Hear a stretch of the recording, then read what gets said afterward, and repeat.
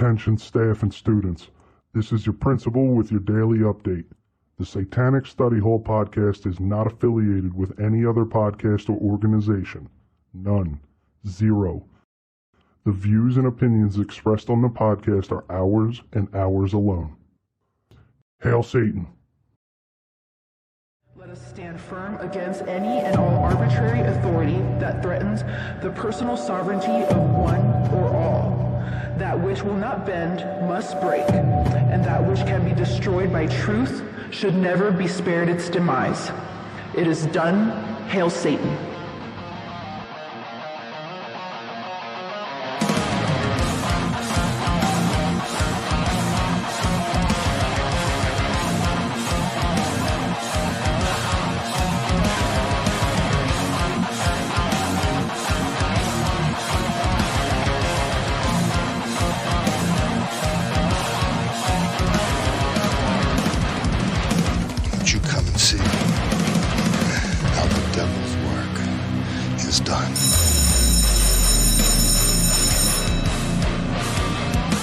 Attention students, class is in session.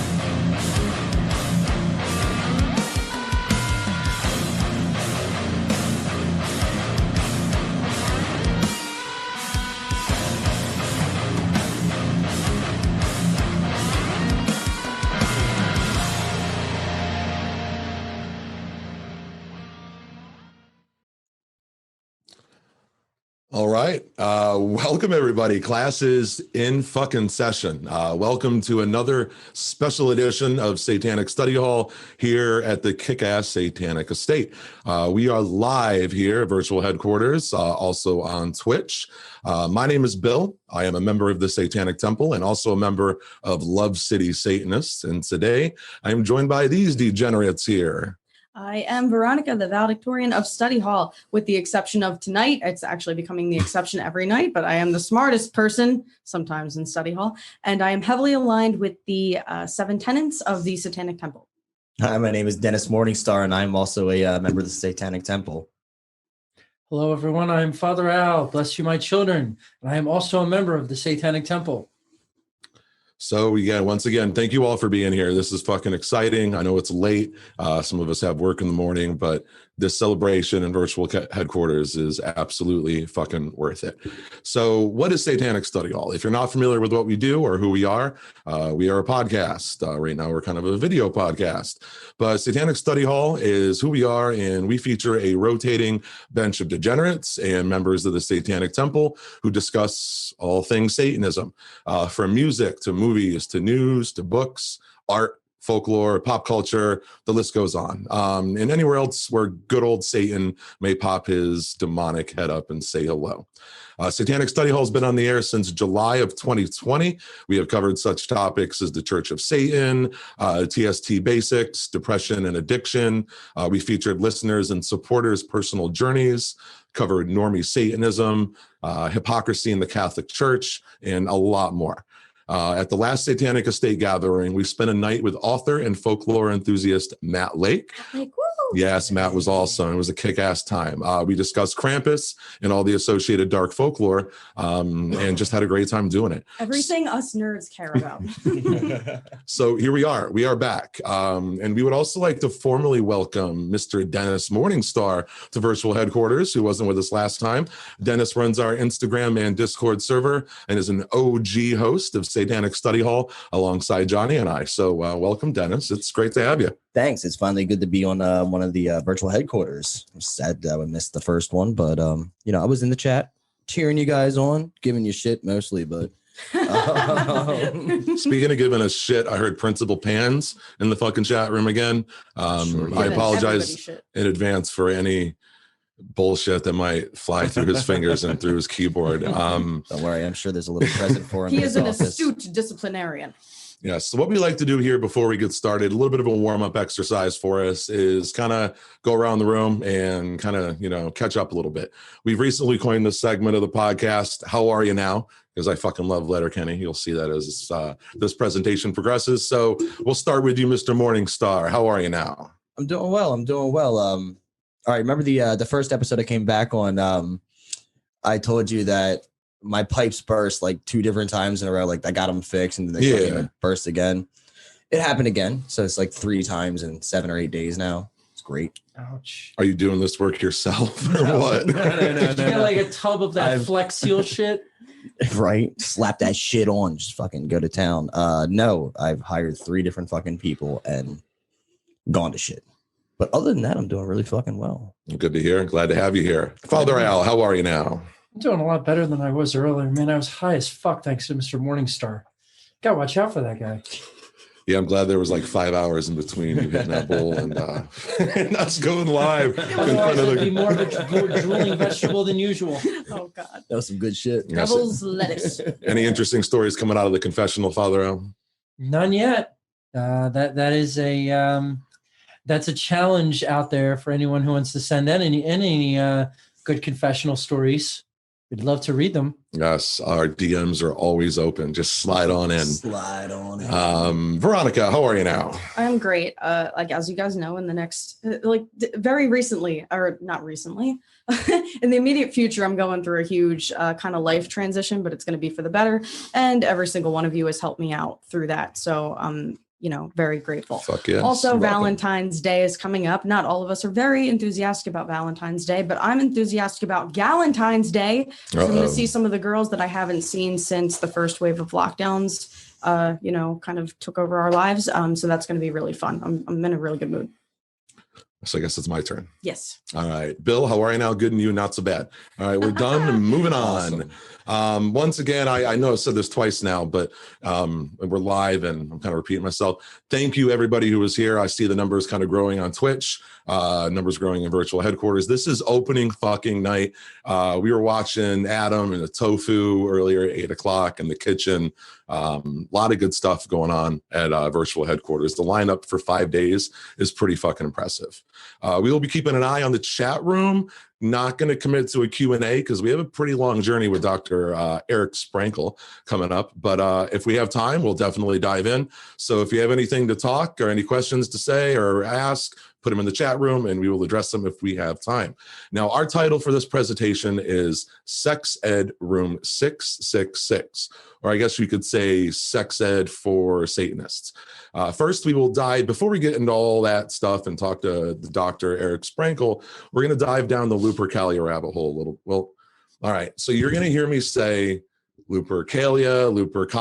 Veronica made up her own little word. She calls it Lupercana. Exactly. And you know what? Hexacana is right around the fucking corner. So get ready. It's all the same thing. So yeah, I'm going to switch it up. I'm waiting for Halakana. Let's just call it the Wonderful Day. The Wonderful Day. The Wonderful Day. So first, we're going to dive down the Lupercalia Wonderful Day rabbit hole and learn about the history, how the festival and celebration ended up being, or kind of evolving into whatever this love fest of Valentine's Day that goes on in today's world. Our Lupercalia coverage will start with the history and then end on the topic of fertility and sex, which will be a perfect lead into our featured guest, as we mentioned before. Dr. Eric Sprankle is stopping by Study Hall. Eric Sprankle is an associate professor of clinical psychology and co-director of the sexuality studies program at Minnesota State University. He is a licensed clinical psychologist and is an AASECT certified sex therapist. Not sure if I'm supposed to pronounce those letters, but I'm just going to stick with the acronym. Affiliated with the Minnesota Sexual Health Institute. Dr. Sprankle will discuss sexual health, sexual liberty, and answer a mixture of questions from us, as well as questions farmed from our Goat Farm, which is our 2 social media communities that we have on Facebook and Discord. Now, one more thing too, something new we are trying for this VHQ presentation is a quiz that can be filled out as we present and submitted for when we're done. Now, quizzes scoring 100%. You have to get every question right. You might have some runner-up prizes if depending on the curve. But Principal Pan says all quizzes have to be submitted by 1 a.m. at the latest, and all qualified entries will be entered to win a free month subscription to our Patreon, Satanic Study Hall t-shirt, and a pretty cool Lupercalia print that our valedictorian came up with. Thanks. more details on our social media. Now, in the next 10, 15 minutes or so, Principal Pan, if he's not busy throwing someone's ass in detention, we'll drop the link to the survey quiz. It's going to come up in the form of a survey. So open up a separate tab in your browser, fill it out as we go, and see if you can win some cool Satanic Study Hall merchandise. Indeed. Nice. Fucking Good luck, right. fuckers. So before we had a little bit more business to handle, before we get started, we want to let everyone know how to follow and support the podcast on social media and beyond. First, you can like us on Facebook. We fucking hate Facebook, but when you're in this forum of entertainment and media, it's kind of essential to an extent. So you can find us at Satanic Study Hall. Same with our Instagram. We talked about our goat farm, which is called Satanic Study Hall Presents the Goat Farm. There you can interact with the cast of Satanic Study Hall, as well as all of the guests we featured and all the other listeners and supporters. On Twitter, we can be found at Satanic SH. You know where we are on Twitch if you're here via there or the Satanic Estate. And Principal Pan is also going to drop a link in both the VHQ and Twitch chats. If he fucking forgets, we'll put it on our social media with a link to join our Discord server. Discord, for lack of better words, is popping. We're having a great time, and Dennis has put a great deal of time into keeping organized and focused. Shout out to Darren and Kat and everybody else who's been really instrumental in helping keep this together. It's a lot of fun. Now, last but not least, for a little cheap plug, you can consider supporting our podcast and all of our degenerative efforts at patreon.com/Satanic Study Hall, where we have 3 membership or levels of support, one being $3.33, one $6.66, and the other, as I like to call it, the super fucking satanic VIP level. Gets you a one-on-one Zoom meeting with the cast, the shirt, a bunch of cool shit. And before we move forward, I do want to shout out our friends over at Misty's Coventry. That's MHISTYS Coventry. A lot of cool occult and satanic merchandise coming out of there. You can search them on eBay or on any outlet on social media and they'll pop up. Misty's Coventry has been a supporter of Satanic Study Hall from the get-go. We love everybody over there. Definitely check them out. And one big giant shout out to our friend Rhett over at Dark Art Depository. You can check out all the cool shit he's doing at darkartdepository.com. Constantly updating his styles and designs and his clothing line, a lot of original artwork. So definitely support, local artists, local businesses, support your fellow Satanists and all the cool initiatives that are going on within our community. That's a mouthful. That's Very what she good said. mouthful. Always the wait for my office reference. Now, as always, the quickest way to get our attention is to send us an email at satanicstudyhall.com or give us a 1-star Apple podcast review. And we'll definitely respond to that relatively quickly. Now, while we have a good deal of fans, I'm looking on Twitch, or we have almost 85, 90 people, whatever's going on in VHQ. We also have some haters, but our haters make us laugh. Now, on the topic of haters, I'm kind of surprised nobody has tried to kidnap us and leave us in a basket to die on the Tiber River, like poor Romulus and Remus. Wait, that hasn't happened to any of you guys yet? What? I should have prefaced this with letting everybody know we found Veronica the valedictorian in a basket on the Schuylkill River outside of Philadelphia. Right, suckling a radioactive wolf. Yes, More like absolutely. suckling a bottle of Yard's beer. God damn it. Rumple Mints. Yes. Now, speaking of Romulus and Remus, what better time? Business is handled. Let's get down to business. We're 15 minutes in. Let's start talking about Lupercalia and learn a little bit about what's going on with this holiday. All right, everyone, let's dive down the Lupercalia rabbit hole. The ancient festival of Lupercalia is held each year on February 15th. Modern Valentine's Day borrows its name from a martyred saint, but historically it might have evolved from Lupercalia, which may date back as far as the 600 BC. The Roman holiday was violent, sexual, and full of animal sacrifice in order to fend off malicious spirits and infertility. While many say that Lupercalia is borrowed from celebrations that also borrowed from others, that's how it works, right? It is associated with numerous deities, many Roman versions of Greek gods, and the infamous she-wolf Lupa. Oh, yeah. I was supposed to howl here. Ow! There we go. I totally missed that fucking cue. Dennis, Whoops. Dennis, it's your turn. Wait, Lyle wants to howl too. I'm not fucking doing There you it. go. how I'm he not howls. fucking doing it. Come on, Dennis, howl. I'm not Howl. fucking doing it. Howl. I'll howl for him. Oh. Now, speaking of wolves, I hear there's some wolves being featured at virtual headquarters for Lupercalia. I'm excited to check that out. All right, sorry to interrupt with the whole howling thing. Sorry, I forgot. Nerd. You're starting to sound like the valedictorian. All right. Sorry. Moving on. All right. Lupercalia tells us the tale of Romulus and Remus, who are credited as being the twin founders of Rome. The twins were sent to their death by drowning by King Amulius, but were taken pity on by a local who put them in a basket to float down the Tiber River.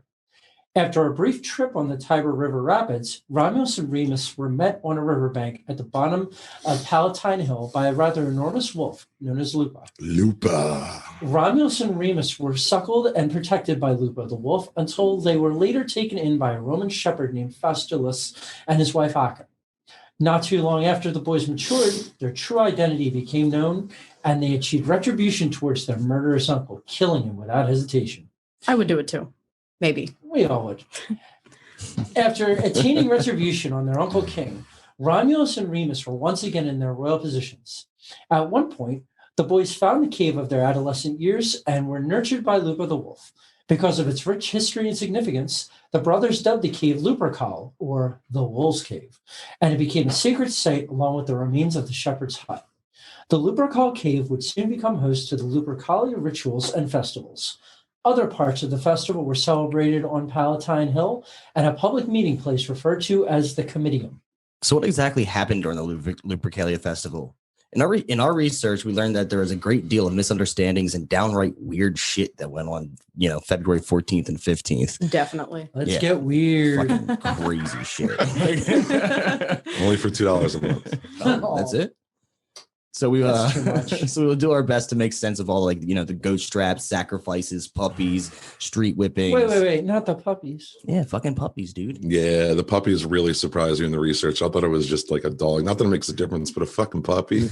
Too many puppies. Puppies. But the street whipping, let's hear about that. I'm cool with the street whipping, but the fucking You puppies. couldn't howl when you're singing? Man, we should have had fucking Primus lined up for that shit. I remember that song. Right? So fucking good. It is said that Lupercalia exists to pay homage to the she-wolf Lupa and to please the Roman fertility god Luperca. On Lupercalia, it is in what is now known as Lupercalia Cave. Two priests, or the Luperci, sacrificed a goat and a puppy. Yes, Not a puppy. the puppy. Yes, a fucking puppy. The puppy sacrifice, I can't much take it. like the Roman traditions and gods, is believed to be stolen from the Greeks. The Greeks even had a word for this, paraskulikismoi, or purification by puppy. The I must say, you did a just great fucking wrong. job. Not to interrupt, a great fucking job pronouncing that. 'Cause Very I nice. actually cut and paste that into Google to get them to pronounce it for me. I would have butchered it every time. Dude, I sat here for like fucking 45 minutes practicing that fucking word. We heard that word over and over and over again in practice. Yeah. I'm telling you, dude, this is like what? Well done. What's the word that's not a vowel? A consonant? There's There like you go. 14 of them in a row. Dennis has been paying attention in school lately. I have. All I have. right. I even learned what etymology was. That was fucking crazy. Where did I leave off? Fuck you. You have to say the word again. The sacrificing of puppies. Paraskulikismoi. The sacrificing of puppies dates all the way back to the Chinese Shang dynasty. So after all the goat and puppies are sacrificed, blood from the goat and puppies are smeared on the forehead of two noble-born young men. Then the blood was wiped off their foreheads with wool that was saturated in milk. Now, it was apparent that it was very important for the young men to be laughing throughout the entire process, which is rather fucking odd. Hey, considering they're killing puppies. It's That's pretty right. sad. It's a little psychotic. It's like It's- baby Fido. It's Rome. Forced Man. jovialness. I, Got to put on a show, right? I don't know. Then again, I laughed during that whole fucking scene in Midsummer when the two 72-year-old people fucking jumped off the cliff. So You would. Oh, my. You probably laughed at the end of The Mist, too, you sick bastard. Oh, dude, that was an amazing fucking ending. Cracking up during the Titanic. After all the blood was cleaned from the wool, the young men would begin wrapping straps of the sacrificed goat hide around their body. And after all, they were all covered like significantly or sufficiently. It was time to eat, really. Time Time to eat. Time to Fucking eat. everything that they slaughtered. Time to fucking eat. You bring Time to up feast. puppies. I am leaving this podcast. What did they eat, Dennis? Well, this was the feast of Lupercalia occurred, and the menu was fucking disgusting, dude. It had been said that the remains of the goat, like the intestines, the fucking entrails, they'd all be skewered and fucking cooked to to enjoy for all. This may have been also something that had to do with the fertility thing, but I'm not 100% on that. After everyone's bellies were nice and full of goat innards, it was then The meal of champions. fucking goat innards. fucking innards. Breakfast of champions. Right You there. get a portrait of yourself put on the wall. Yeah, right? Get a T-shirt with that. Definitely. It was It's like, I went to Lupercalia and all I got was this fucking t-shirt. All right. It's like wing bowl. And E. coli. Oh, you can leave with a pet tapeworm. Oh, gosh. You're right. It was then time for the running of the Lupercalia. Before the run began, two colleges were created to represent each of the twins, Romulus and Remus. These colleges were called Fabi for Remus or Quinticelli for Romulus. The Lupercalia would then continue their jovial behavior, but now running around the Palatine naked, hitting women who were awaiting their arrival with their goatskin thongs. I want to kind of see a goatskin thong. That sounds It's just a fancy word for a strap. that's no fun. A switch. That's right. Yeah. Whip Like me, Krampus. baby. Whip me. Fucking wits. Mm. Calm down, Dennis. Focus. I know it's Lupercalia, but the Lupercalia running through the streets have been referred to as nudus, unctus, ebrius, naked, oiled, and drunk. The only two references to a reason for the naked thing was for speed, and the other being a tale of Romulus and Remus being interrupted during a ceremony and having to running after their stolen cattle naked. Weird. I remember that. Yeah, that's fucking when like one of the village people came in and told them that, oh, someone's stealing all your cows, and then they was just it the cop? the cop? The village people? No, it was one of the village Oh. people. Wow, I picked up on that quickly. I was like, wait a second. No, but I'm off guard. That was my fault. yes. So one of the villagers or one of the people at the festival, they came and so they came and were like, oh, Romulus, Remus, someone's stealing your shit. So they bolted out of the Lupercalia celebration or the ritual and ran after their cattle naked, apparently. My mom's got cattle. I wonder how fun that is. I'll just get naked and run through their pen, just chasing them with like a fork and knife. Like just for the hell of Like it? old Looney Tunes cartoons. Fuck yeah. Be sure to film it. All right. Yeah. that was And viral. then we had to find another host for the podcast. When you already saw me do that busted video. Oh, God. It was so fucking good. All right. Fuck Romulus and Remus. We're moving on to Julius Caesar. So this is Lupercalia when Julius Caesar was offered the crown. Julius Caesar actually added another college to the celebration called Julie, which did not last that long. And the holiday also bears a relation to the events of February 15th, 44 BCE, when Mark Antony, naked and inebriated, attempted to offer Caesar the crown and therein the keys to the kingdom. The Roman crowd met Caesar with praise when he refused the symbol of ultimate authority. It remains up for debate as to whether this was a stunt staged in order to gauge the Roman political climate at the time, or if it was just a simply kind of really dark, elaborate joke between friends.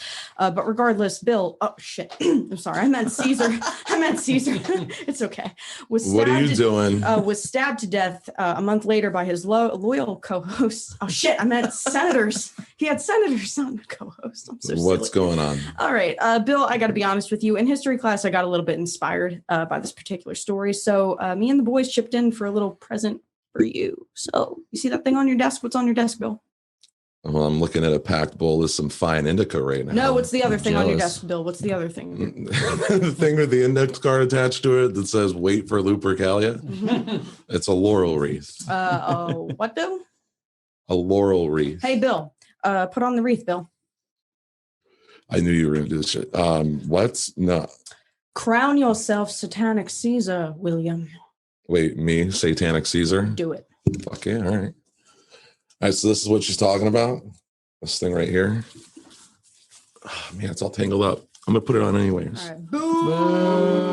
Boo! Fuck No, y'all. I'm fuck Caesar. Shut up, you mutinous little bastards. You like that? Okay, sorry. Okay. All right. Anyway. Anyway, All right. continue. I'm gonna. Do I have to wear this the whole presentation? Yes, you Yes. Or do. just for whatever you're doing? You do, Caesar. For All as right. long as you For last. another month. Let me look in the camera. Fuck. All right, whatever. Yeah, fuck all that. All right. Speaking of Caesar, now that y'all got that out of your system, It's not out of our system yet. You got a month. It's not Yeah. in your system yet.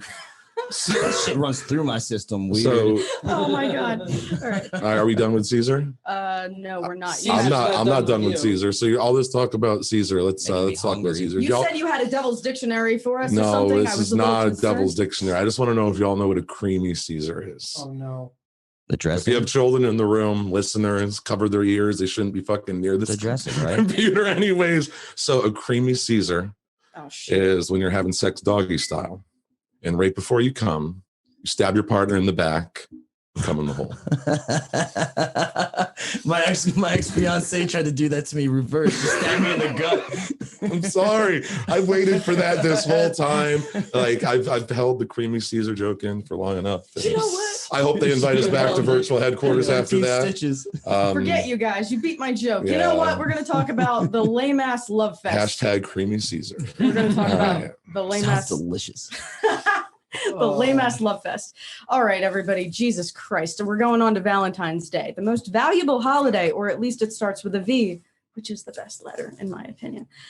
So it has been asserted that Lupercalia was V? directly replaced by the Vatican, another V word, with the Feast of Saint Valentine. Though many historical experts agree, there is no tangible evidence to support this. It's more likely that the modern Valentine's Day and the love aspect was annexed in the 14th century as a result of the Parliament of Fowls, a poem by Geoffrey Chaucer. After the poem came the day we're all too fortunate enough to recognize as Valentine's Day. Even now, there is a discrepancy between which Valentine Chaucer truly referenced, be it Valentine of Genoa, whose feast falls in early May, or Valentine of Rome, and all historically associated February fertility festivals. Say it 3 times fast. February Fertility Festival, February Fertility Festival, February Fertility Festival. You know what? I'm proud of you. Nope. I can't even. That's right. I'm proud of you. Nope. Lupercalia included. Whatever the case, it seems Rome won out, as both commercialized Valentine's Day and our Satanic Lupercalia are not held in the month of May. Are they, boys? No. Nope. Nope. All right, the church and the evolution of Lupercalia. In the times of polytheism, it is suggested that many gods bore associations with the holiday, a few of these being Mars, Juno, Lupercus, Lycius, Bacchus, Phoebus, and even Pan. Yes, even that Pan. the filthy principal of ours was Fucking probably bastard. one of the designated gods of Lupercalia. Much like our demonic goatman Baphomet, again, our principal's namesake, Pan, is the Greek equivalent of the Roman Faunus. He has the rear, the legs, and the horns of a goat. This is getting horny. The principle of fucking panic. On you go, Reed. That is actually where the word panic comes from. Good Sure job. is. Much like a faun or satyr, he is classified as the god of fields, groves, glens, woodlands, and best of all, sex. But those were the good old days, unfortunately. Because then came the Dark Ages and Calm Christianity and stuff. Post-AD depictions of Lupercalia show women flagellated painfully rather than hit lightly during jubilation. Traditions of the cult of Cybele, as one example, illustrate the evolutionary popularity of flagellation, even to a point of fatality. Among the growing religious populace of the time. In the coming centuries, the act of spiritual purification by scourging among monastic communities is isolated fanatic groups became commonplace. Despite Lupercalia's pagan history, its whipping aspect seemed to ripen for assimilation and modification in the ages of Abrahamic martyrdom, which did get pretty bloody, as we're all very much aware. Even in Rome, sacrifice was eventually prohibited by 341 AD, yet Lupercalia carried on beyond this date, especially in Constantinople. In the Ottomans... It's Istanbul, not Constantinople. Yeah, right, whatever. Yo, wait. Why did Constantinople get the works? Why? It's nobody's business but the Turks. Ooh. You know, a little interesting fact. Who did that song? Was it They Might Be Giants? Istanbul, not Constantinople. I can't remember, but if it was They Might Be Giants, They Might Be Giants is the fucking theme to Mickey Mouse Clubhouse. The things you learn as a father of a Really? child. They Yeah. do that shit? Yeah. Mickey Mouse. Yeah, I'm not singing that shit. All See, right, the moving only on. song I know by him is that fucking the Lighthouse song. But just one remember, about, the it's one about Istanbul. the fucking nightlight. Oh, God, I don't even know what No, you're talking the about. lighthouse in your soul or some shit like that. The song's fucking awesome. Check that one out. The things you learn as a father, the things you learn in study hall. That's right. In the dregs of the Western Empire, however, early popes commentated on Lupercalia's stark degeneration and officially ended the celebration entirely, claiming it had not been performed appropriately or for its appropriate reason in quite some time. All right. Now, celebrating Lupercalia today. Like many traditional holidays of antiquity, Lupercalia poses a challenge for modern people who wish to celebrate it. If conducted today, many of the activities common in Rome would result in imprisonment or fines. Engage in bizarre civil disobediences at your own risk, or find ways of adapting. To do this, one has to define what the original spirit was based on in combination with what it might translate to today. Those extremely enamored by Roman culture can continue paying homage to the founders of the empire.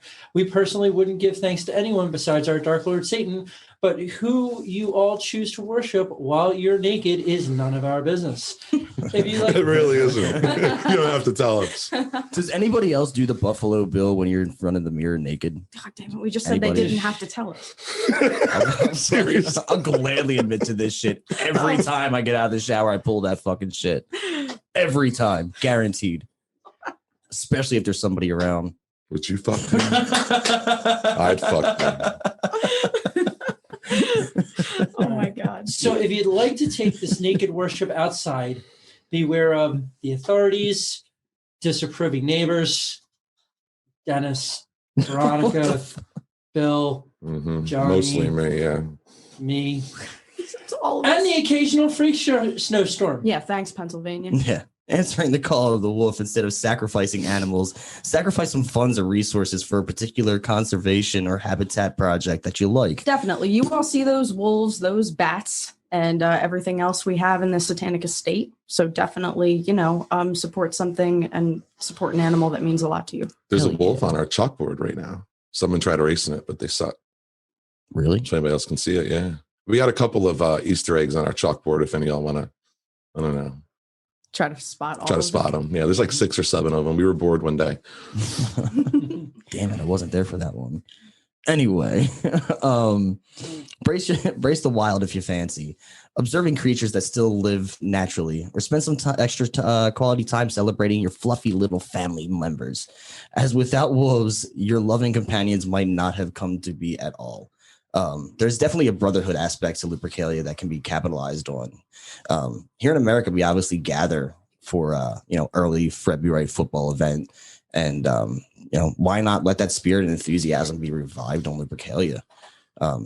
Even if you can't congregate in a cave, get together virtually, social distance, whatever, stand across a fucking football field from each other to toast the brothers, both of blood and friendship.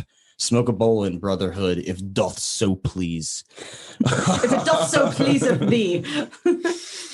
Fuck yeah. Yeah. And if none of these interest you, you can always go get a few of the guys together and go join the Church of Satan's Warlock Academy. Because for only $666 annually, you can elitely partake in the utmost elite of all elite brotherhoods. No girls allowed. And why the fuck wouldn't you want to become a satanic gentleman? And I am on the Like- fast track for that shit. Let me tell you. I'm doubling my pay, doing it twice a year. Let's do That's this. right. Dennis, you're the most satanic gentleman we have on the farm. You should see my Magister Magic robes. Johnson will You tell should you see all my about robes. it. Magister motherfucker. Magic Johnson. Moving on.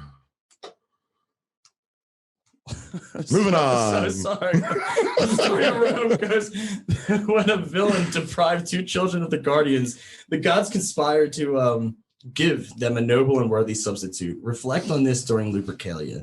Where have we all found the alternatives in unexpected places? Has there ever been someone who became the difference between life and death? Maybe partake in a personal ritual of thanks for all these rare moments and these rare people, while ideating tangible ways to pay deep kindness forward. Your voice got all deep and Oh, I know, serious I there just for a got- second. Oof. Well, it might be Goosebumps, Dennis. never mind. While ideating. Oof. I know. Don't even start with that fucking word.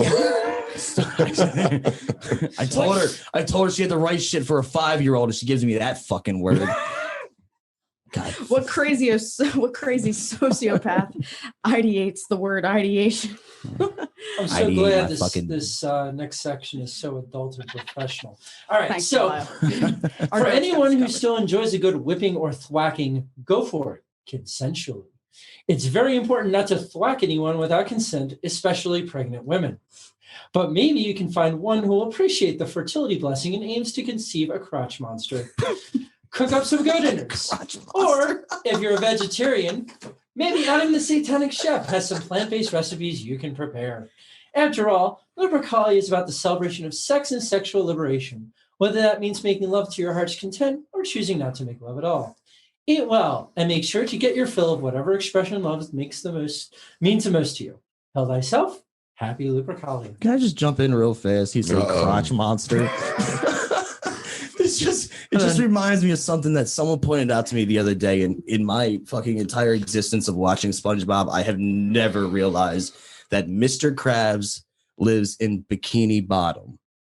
Right? No. Yes. Ruined my fucking childhood. Ooh, I'm going to try to recover from that. Now, with that being said, Lupercalia rabbit hole, we've climbed out of that sumbitch.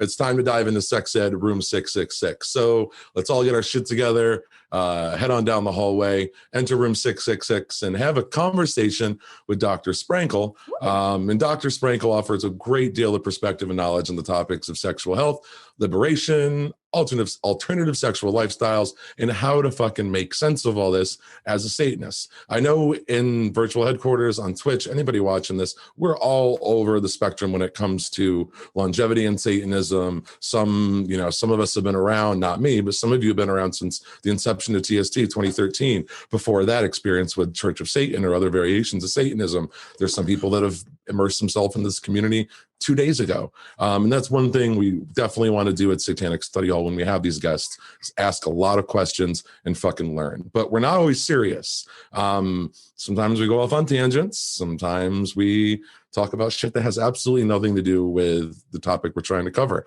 I mean, hell, I'm looking at my notes and it says that we might even talk about butt stuff, which is, I don't know who wrote that, which is right up Dennis's alley. So Dennis, do you have any, I've got plenty of butt stuff? Plenty of stuff to talk about butt stuff. Now, I just wanted to know, first off, when you put in Denny's alley, were you going somewhere with that?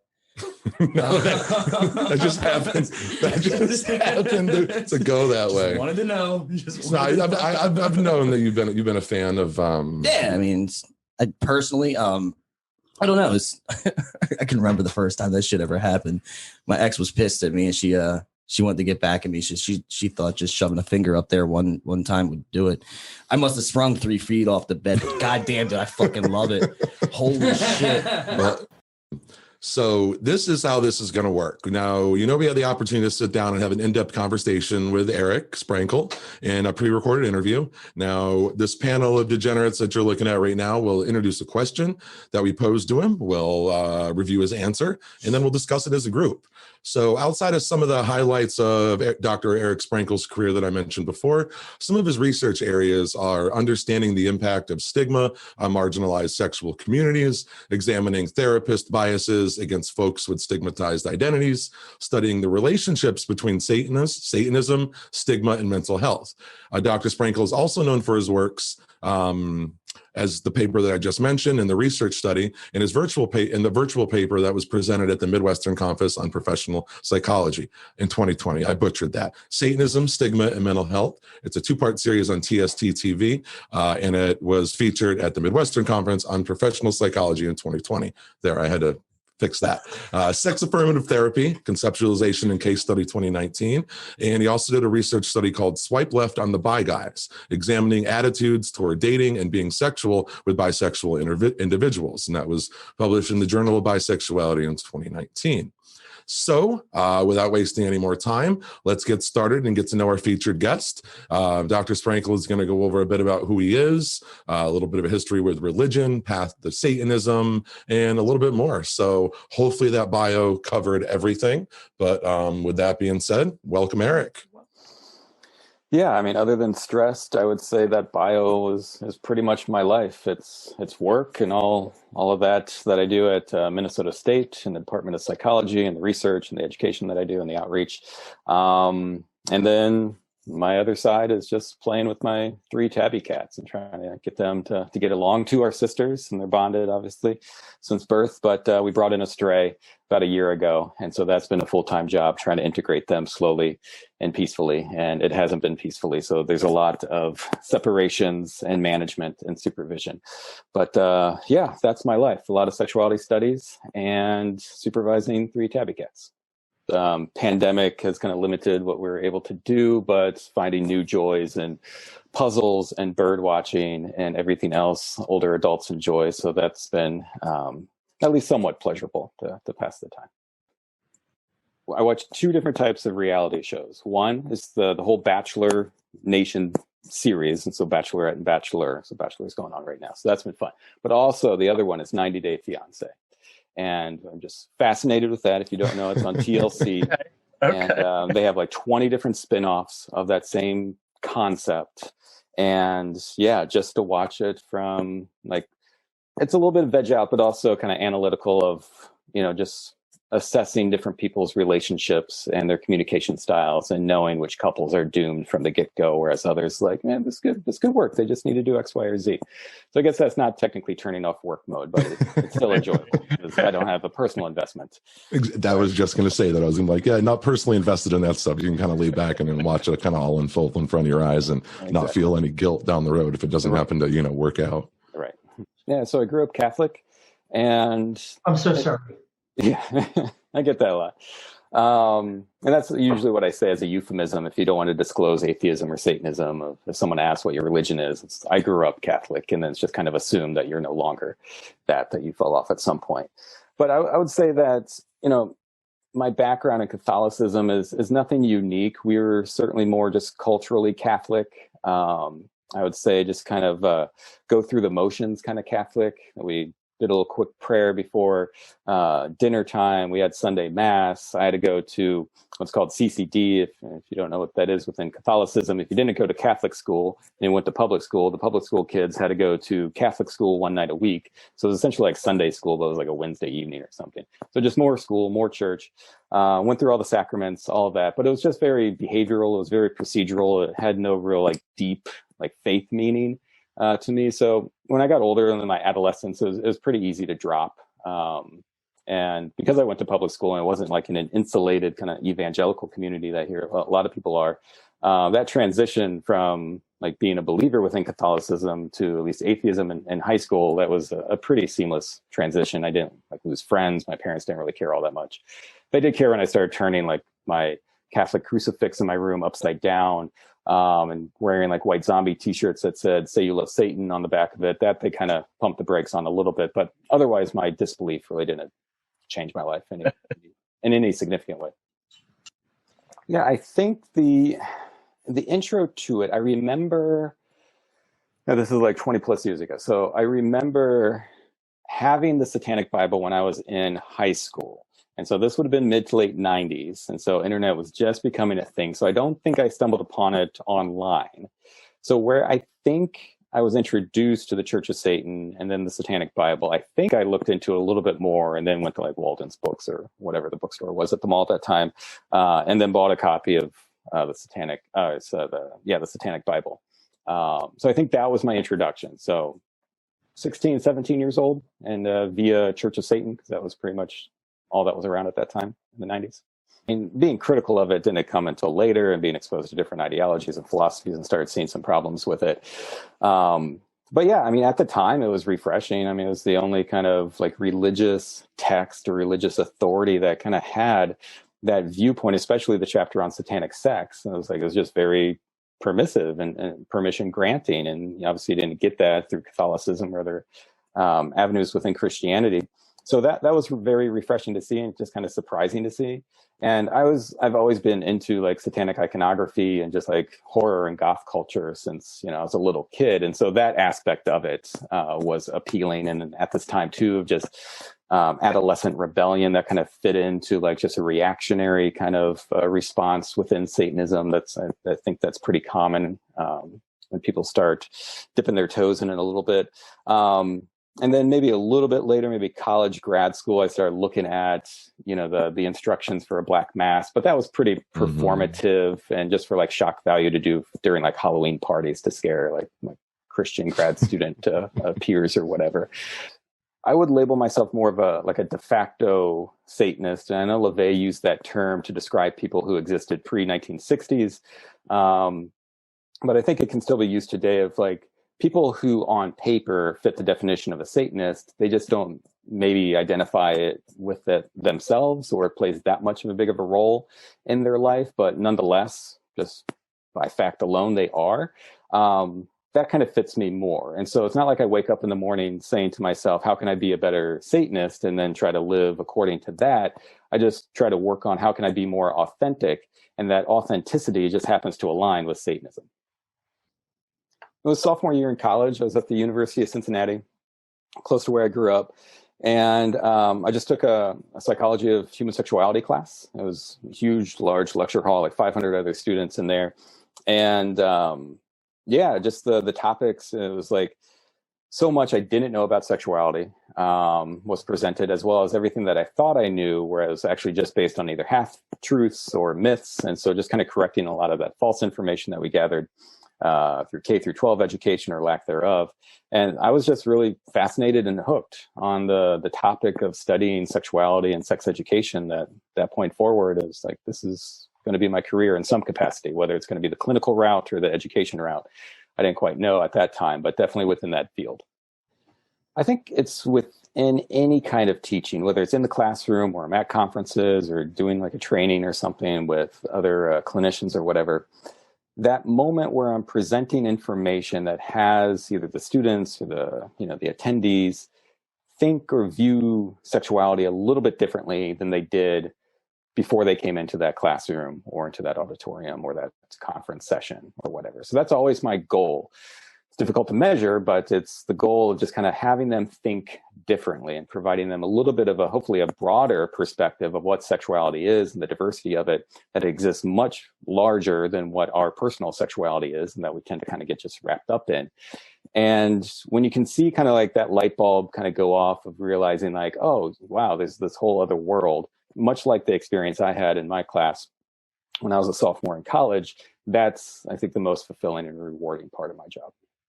I'd say surprised me, but also not surprised me in a way. Has less to do with the results of any research or project that I've been involved in, and more just the planning of it and kind of the lit review that goes into before you start a study, before you design it, and just realizing how little information is out there, how little this topic has been studied. And that's true for most of the projects I've undertaken, whether it's within sex work stigma and sex worker affirmative therapy, or what I've been involved in more currently, looking at Satanist stigma and mental health and Satanist sexuality.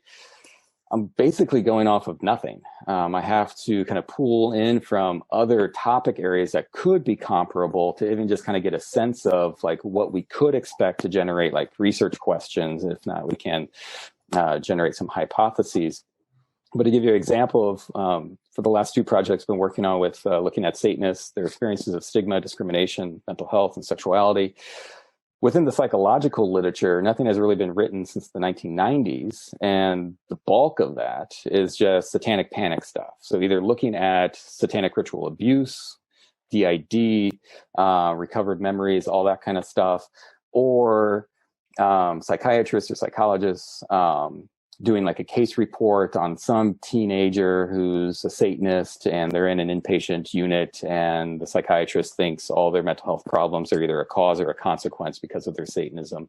And then so it's very sensationalized, even though it's within a peer-reviewed journal article. That's it. And I want to base my study on actual Satanists, self-identified Satanists, their experiences of stigma. And just that's never been done before. And so you kind of have to pull a little bit, maybe what's been done with atheists or pagans, but it could certainly be very unique for Satanists. So just kind of, again, not all that surprised that that is the case. But once you start doing the keyword searches in some of these research databases, still kind of being surprised that nothing is coming up. And the stuff that is coming up is already 20, 30 years old, and it's very satanic panicky. So it's not very useful other than just to kind of criticize in your intro. I think the easy one to choose would be 3, focusing on bodily autonomy, just because it aligns so well with sexual health and what I do. Promoting sex positivity. But I think more on a personal level, just number 1, I think is best fitting, focusing on compassion and empathy within reason. And I think it's that within reason part that's very important and personal for me, because I would describe myself naturally as compassionate and empathic. That's more of my default setting. I need to work more on that reason piece of not being, a doormat or subjugating myself to everybody, just like this people pleaser. And so that one kind of resonates more on a personal level of what I need to be mindful of. And like I mentioned earlier, of waking up, not thinking of how can I fulfill tenet 1 better, but how can I be more authentic?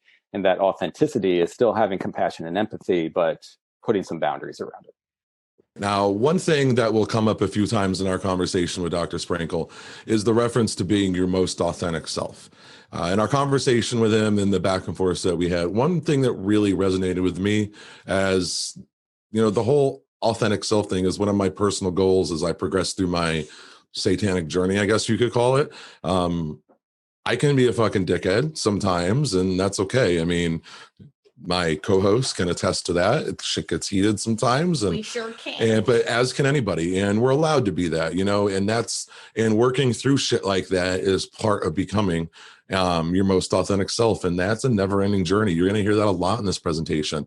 Now, we owe it to ourselves, as far as I'm concerned, and the people that we love, to make an honest attempt every day to make steps to becoming that most authentic version.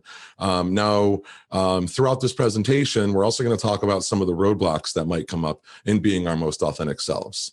So in regards to that whole thing, Dennis, Veronica, Al, do you all have any thoughts on maybe where you're at in your personal journey and kind of, quickly on where with this whole authentic self thing?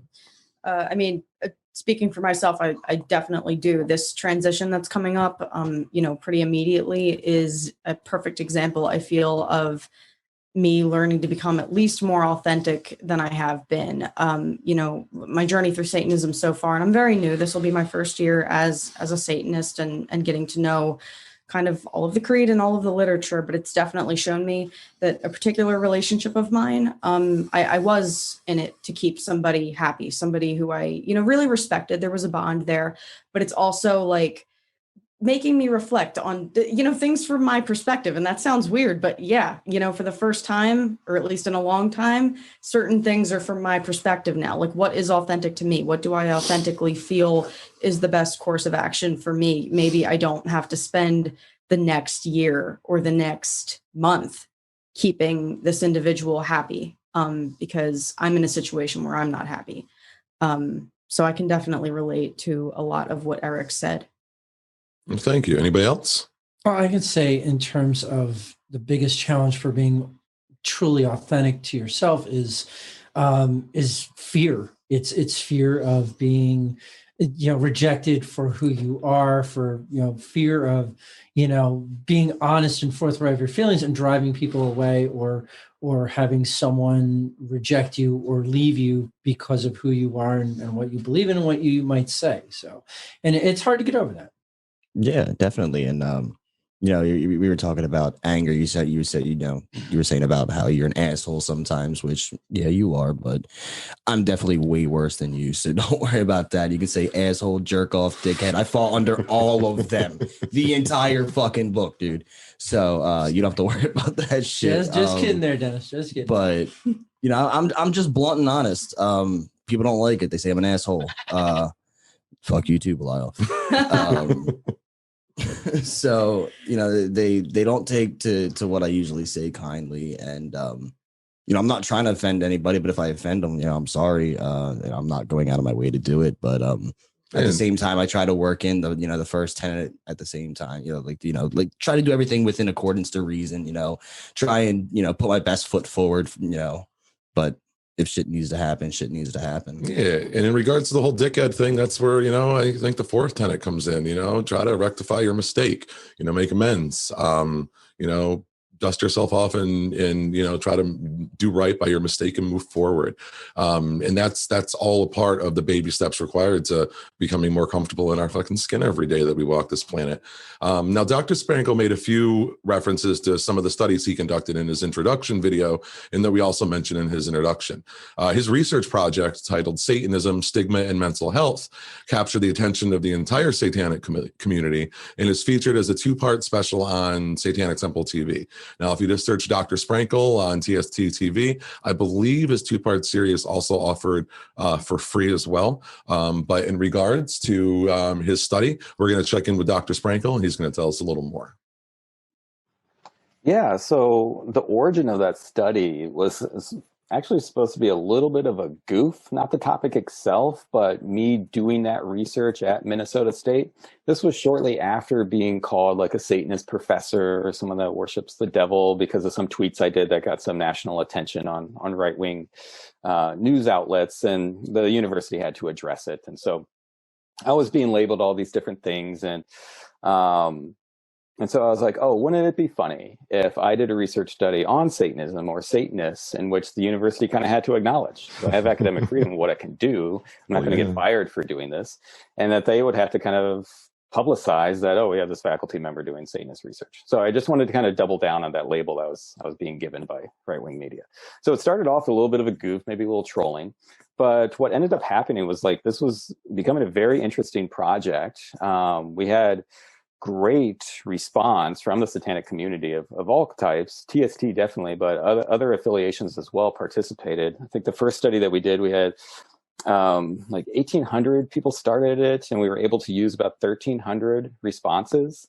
And for such a narrow type of community that we are sampling from, that's a huge number.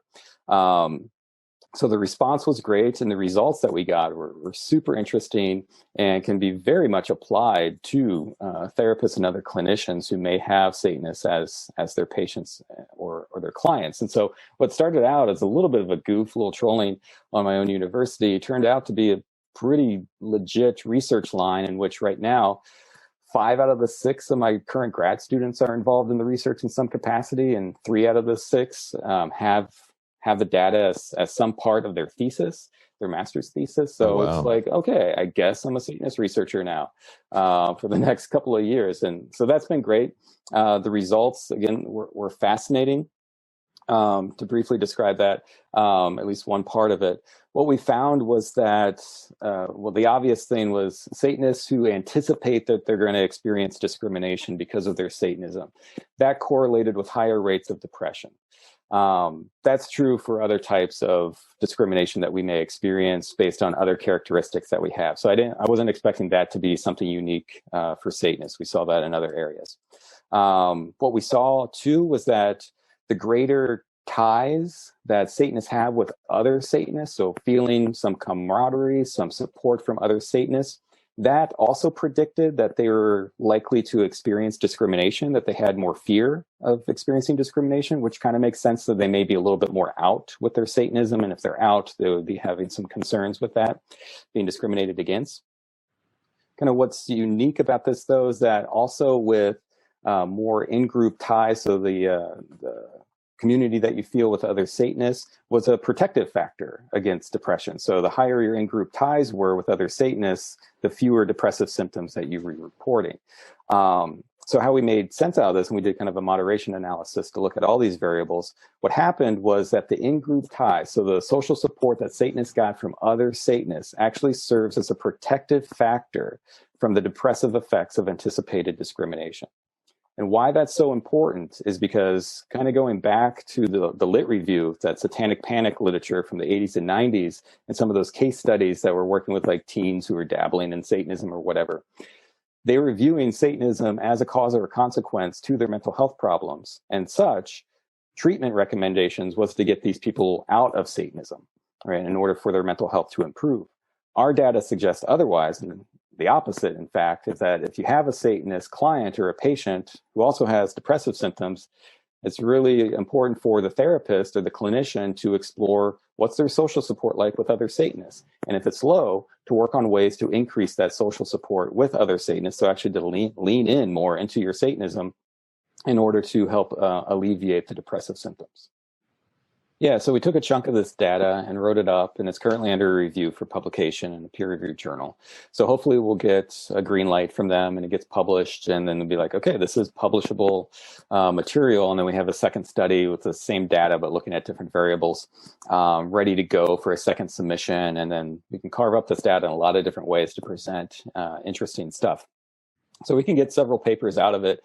So one's under review right now. We're going to see the feedback that we get from that before moving forward with more writing.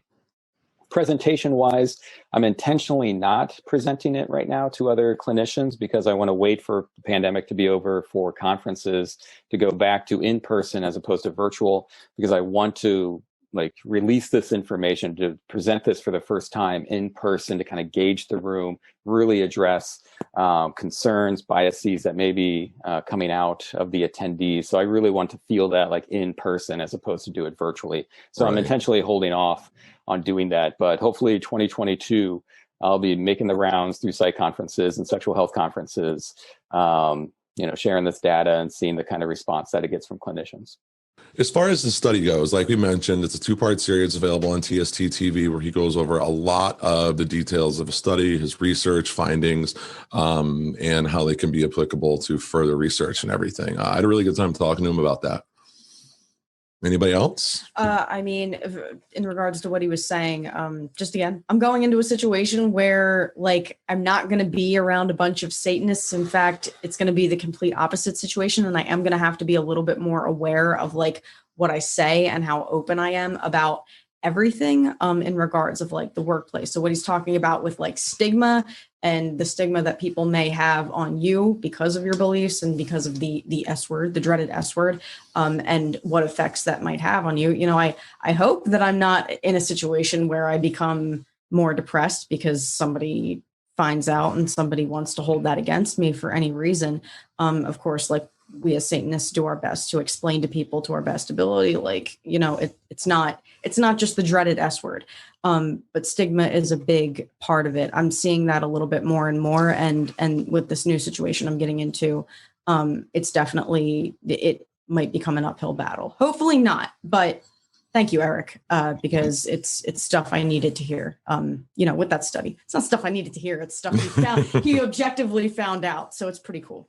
Well, here's more stuff we need to hear, and that's updates and things that are going on with the Satanic Temple's religious reproductive rights campaign. Now, in a recent TST newsletter and update, and I'm quoting, it says that consistent with our tenets that call for bodily autonomy and acting in accordance with the best scientific evidence, TST religiously objects to many of the restrictions that states have enacted that interfere with abortion access. The Religious Freedom Restoration Act shields TST members from abortion regulations that call for procedures that do not promote patients' health and safety and force Satanists to violate their conscience and beliefs.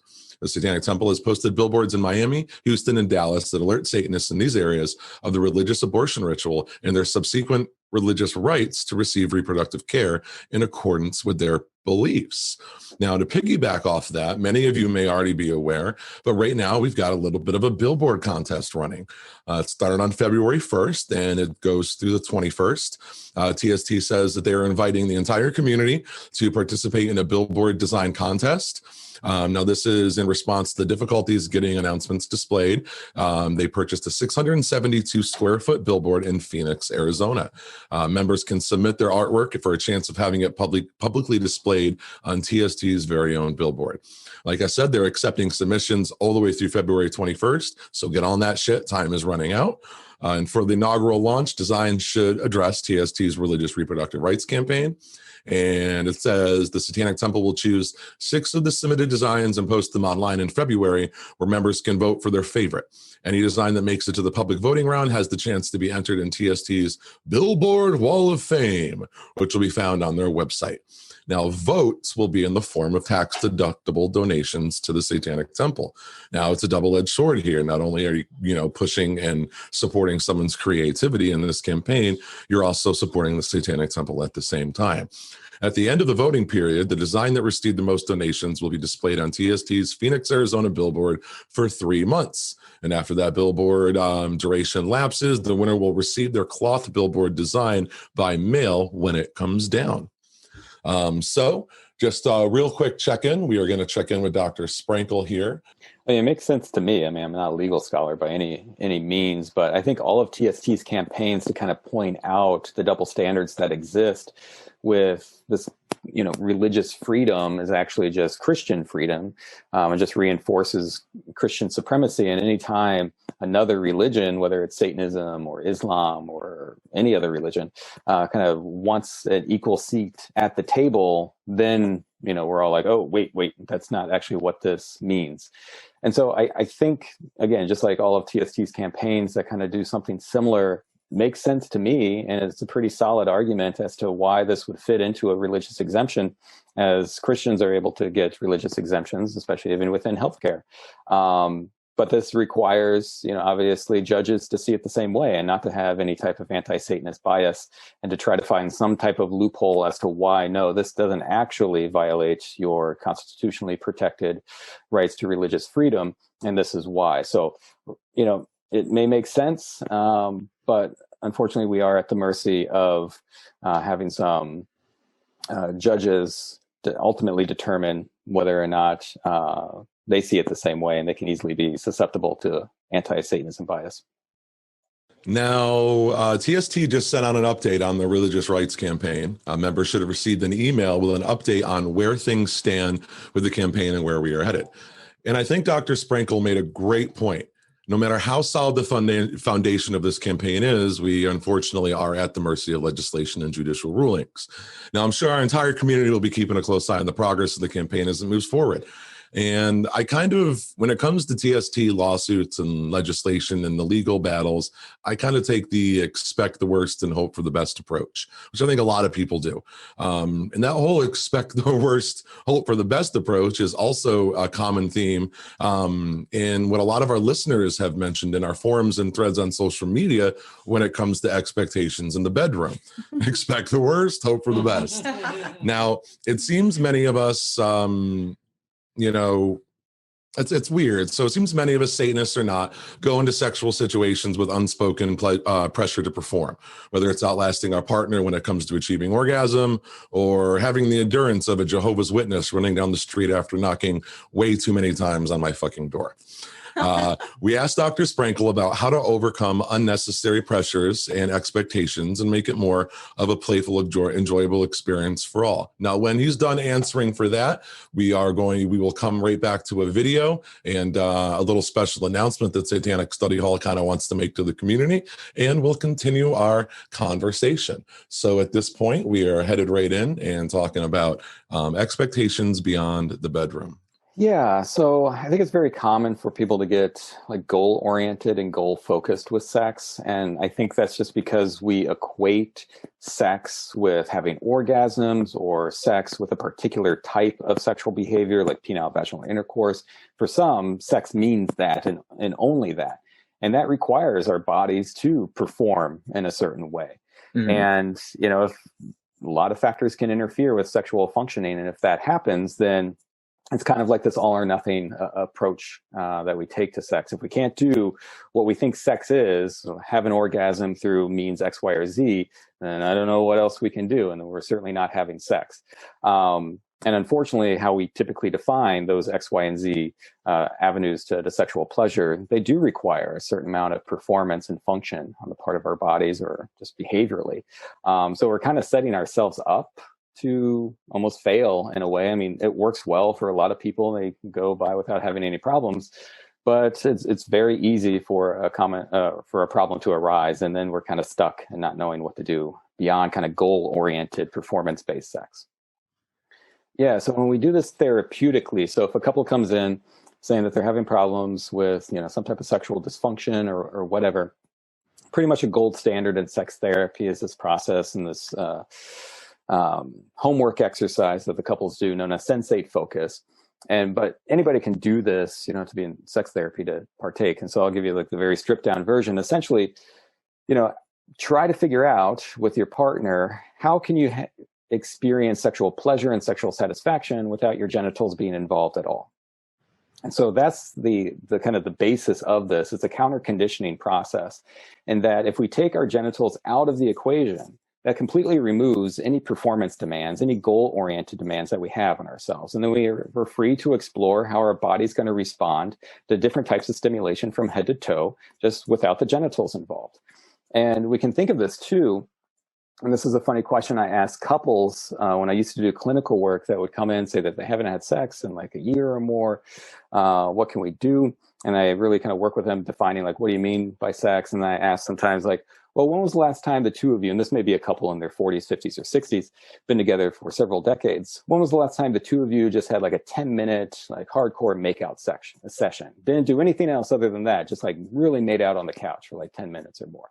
And they really laugh at that because they haven't done that. They haven't done that since they first started dating. But once they kind of graduated to like what they consider real sex, then all those other behaviors that were certainly pleasurable and satisfying and felt good to engage in, they just become stepping stones to something else and ultimately get avoided if we don't want to do that something else. Because those early behaviors now don't exist by themselves, independent. They are just precursors to something else. And that something else may be off the table now because of sexual dysfunction, or you just may not want to engage in that behavior or something like that. So if we're able to take the genitals out of it, just say like for a week, 2 weeks, whatever you want, really kind of explore how can you connect with your partner? How can you have fun? How can you experience bodily and sexual pleasure, even when your genitals aren't involved? And that just by itself will take a lot of the pressure away, because your body's not expected to behave in any particular way. You're not waiting for arousal. You're not waiting for a timing of an orgasm. You're just there to have fun and to feel good. I wonder if that works on we single people. I don't know. I was trying to figure that one out. It can too. I mean, like therapeutically, when we have just individuals who are single but are experiencing sexual dysfunction, you just do the same thing with masturbation. Take the focus initially off of the genitals, explore your body head to toe, what feels good, what doesn't, and then you can slowly incorporate the genitals if the focus is more on kind of correcting a dysfunction. But yeah, it is still self-stimulation. Find out on yourself what feels good, what doesn't. So in regards, kind of going backwards to what Dr. Sprankle was saying, you know, I never really thought about it like that in regards to the whole making out thing like he was talking about. I mean, when I thought about that, that's kind of fucking true. Like when you become comfortable or finally conquer the whole sex thing with your partner, you know, I've been in a long relationship, but I don't think I've ever really made out with a partner like Dr. Sprankle said, you know, after the initial courting or getting to know you phase, outside of being shit-faced drunk. What about the rest of you? I mean, I've definitely made out with partners, you know, after the initial, I guess, sexual encounter, and just have done that. But it definitely like opened my mind up to like what's going to happen when I get older, because I'm still very young. So it's like if you do settle down with your primary partner, I guess in this case, and you kind of like you reach a point in your relationship where you have to be reintroduced to each other, maybe just like emotionally and sexually. It's not something I think a lot about right now. I'm going to be honest. I'm kind of like independent on my own. I kind of like see who I want, and it's all really fun. And there's no serious commitments right now. So he did make me think a lot about that and the way people's maybe sexual relationships change over time. So that's what I got out of it. And very similar to Dr. Sprankle's comments around dependency on the judicial system to achieve our goals as a community, many of the roadblocks and issues we face depend on that very same thing to initiate real change. Coming up, we asked Dr. Sprankle if there's anything to be celebrated in regards to sexual health and liberation as of late, and to outline opportunities that he sees in regards to the work that still needs to be done. Let's check it out. I tend to be a little bit of a pessimist of finding good things that we can celebrate. One thing that comes to mind, and I wish I would have looked this up in more detail because I just read it yesterday or the day before. I saw that there's a new HIV medication that can be administered with a monthly dose. So if somebody has HIV now, they're dependent on kind of a daily cocktail of different meds. works great and can suppress viral loads down to undetectable levels. And if you're undetectable, you can't transmit it. So we're definitely in a different place with HIV now than we were, when I was growing up in the 80s and 90s, when it was definitely looked at as just a death sentence. But now it can definitely be managed with the right treatment and early interventions. And daily pills, though, can be very challenging. And so this FDA-approved medicine that can just be once-a-month injections can free up a lot of people's time and energy, and those who are just forgetful to take a daily pill. So it can still suppress viral loads down to undetectable levels, just maybe in a better suited administrative route via injection than daily pills. So that's certainly something to celebrate, another option for HIV treatment. For where we still have to go, pretty much everything else. That's my pessimism. The work is never ending. There's always something that needs to be challenged, to be worked on. I'm hoping with a little bit of a breath air, at least in the United States, with the turn of administrations, that we don't have to keep putting out fires every day, that we can focus on some of these initiatives a little bit more full steam ahead than just kind of playing defense. But that's through everything with like sex work criminalization, LGBT rights, K through 12 sex education, access to contraception and abortion. All these things have so much work to do or to go to actually get to the sexually liberated part. But I'm at least somewhat hopeful with the changing of the tide this month in the United States that maybe we can make a little bit more gains than we have in the past 4 years. We will take any small wins that we can get as a community, especially with the HIV monthly medication that Dr. Sprankle mentioned.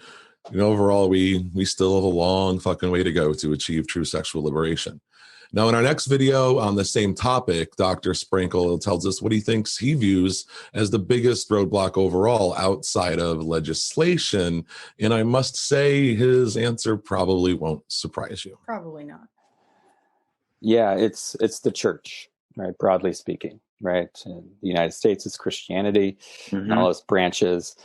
You can get into like larger issues of like, it's our economic system and the church is just like a part of that and they feed into each other. Yeah. But like what you feel the most, and I think what's most in our faces is the impact of Christianity and Christian nationalism and Christian supremacy in the United States and elsewhere, and both directly, how we're influenced by that, but also indirectly. I think this also impacts atheists and other non-believers. They have, some sex negativity, and it's because of the cultural messages that we receive around sex. And where do those cultural messages come from, or at least get reinforced as this is truth?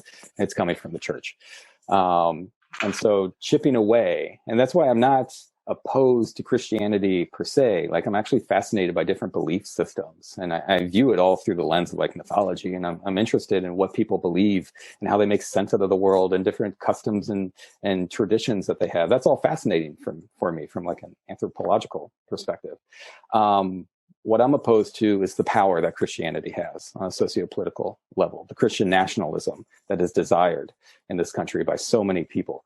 That's what I want to attack. That's what I want to chisel away from, because I think if we chisel away from that, then we'll experience greater levels of sex positivity and sexual liberation, because that's what's kind of holding our reins right now. So, I mean, fuck religious nationalism and fuck the righteous. Fuck the righteous. And, fuck them up their ass. With all this talk about getting fucked, take a sip out of my mug here. Fuck Pearl Jam too. Fuck Pearl Fuck Jam. Pearl Jam. That's right. What do you think about that, Belial? Oh, look, he said fuck Pearl Jam too.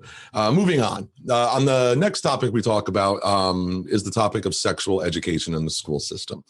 On a podcast that Dr. Sprankle previously appeared on, which was the Atheist Community of Folk County podcast, he spoke of the difficulties of sexual education being controlled at the state level here in the U.S., as opposed to being controlled on a federal level or with more federal oversight. He used an analogy like the COVID response, which I absolutely loved, which basically said that we have 50 different states and 50 different approaches, or in some cases, multiple cases of negligence when it comes to sex education in our whole entire education system. We asked Dr. Sprankle what he thinks a successful federal education program or a program with more federal oversight would look like. Yeah, in terms of rolling that out, I have no idea. I'd want, obviously, input from the educators who are doing that work. I only see what happens with the lack of K through 12 comprehensive sex ed once they get to college and they're taking my kind of intro to psychology of sexual health, a 200 level class where I'm their first sex educator in their life. It's like, okay, we have to cover some basic stuff before we kind of even get to like a low level college level class. And so it'd be nice that, you know, they were better prepared through their K through 12 education that we can actually get to more advanced topics, even in the lower level college class. So I would default to what the educators in the K through 12 system actually think that would look like rolling out. But there are a lot of groups and organizations like CICUS is one, Advocates for Youth.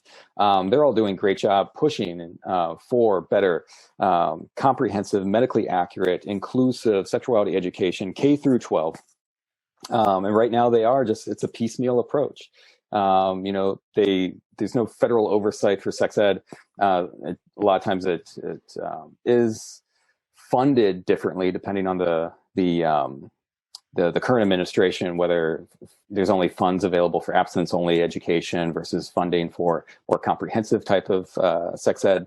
But ultimately, curriculum is decided at the state Department of Ed level, and then even a lot of times even at the district level, of which like textbooks or curricula, a particular district is assigned. So that's just my personal I don't know if ideology or political beliefs that I would like to have this more centralized and at the federal level, so it's more standard of what. So even if you're a rural kid in Alabama, you're getting the same type of comprehensive, medically accurate sex ed as a kid growing up in a posh district in like the Upper East Side of Manhattan.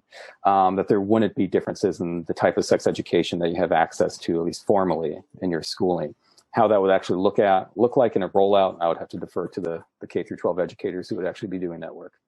Yeah, I'm very intentional with that link, with like that K through 12. Mm-hmm. And I know that's a button issue. If I want to really drive the right wing and reactionaries, like just make them irate, use K through 12, because to them, they think kindergartners are learning about the best lube to use for anal sex or something. In their mind, they can't think of sexuality that is age appropriate. For them, they're just projecting what sex means for them and putting on all age groups. And like you were saying, it has to be age appropriate. There are things that exist for a kindergartner that is relevant to their lives. Just understanding what their bodies are, you can start teaching them the very basics of consent in the forms of just who gives them a hug, who gives them a kiss, who can sit next to them.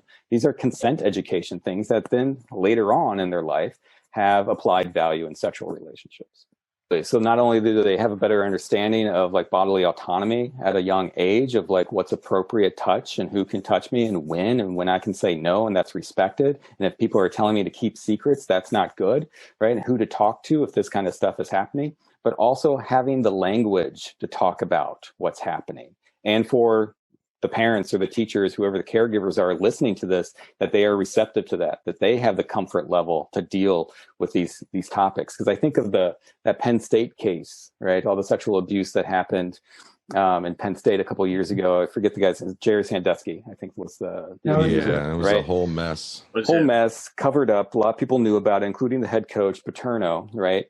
And my belief, I'm kind of maybe filling in some gaps here that I don't know about the story, but he was largely, not sharing that information once he kind of learned about it. And my belief with that is that this guy was a pretty devout Catholic, that this issue was just so uncomfortable for him. He could not talk about it to other people. He did not have the language to talk, that he knew children were being abused under his watch at the hands of somebody that he knows, nor would he even have the language to start explaining that to other people. So the more comfortable we are about sexuality, ours, others, yes, I think that would definitely have a direct impact on at least how we deal with sexual assault.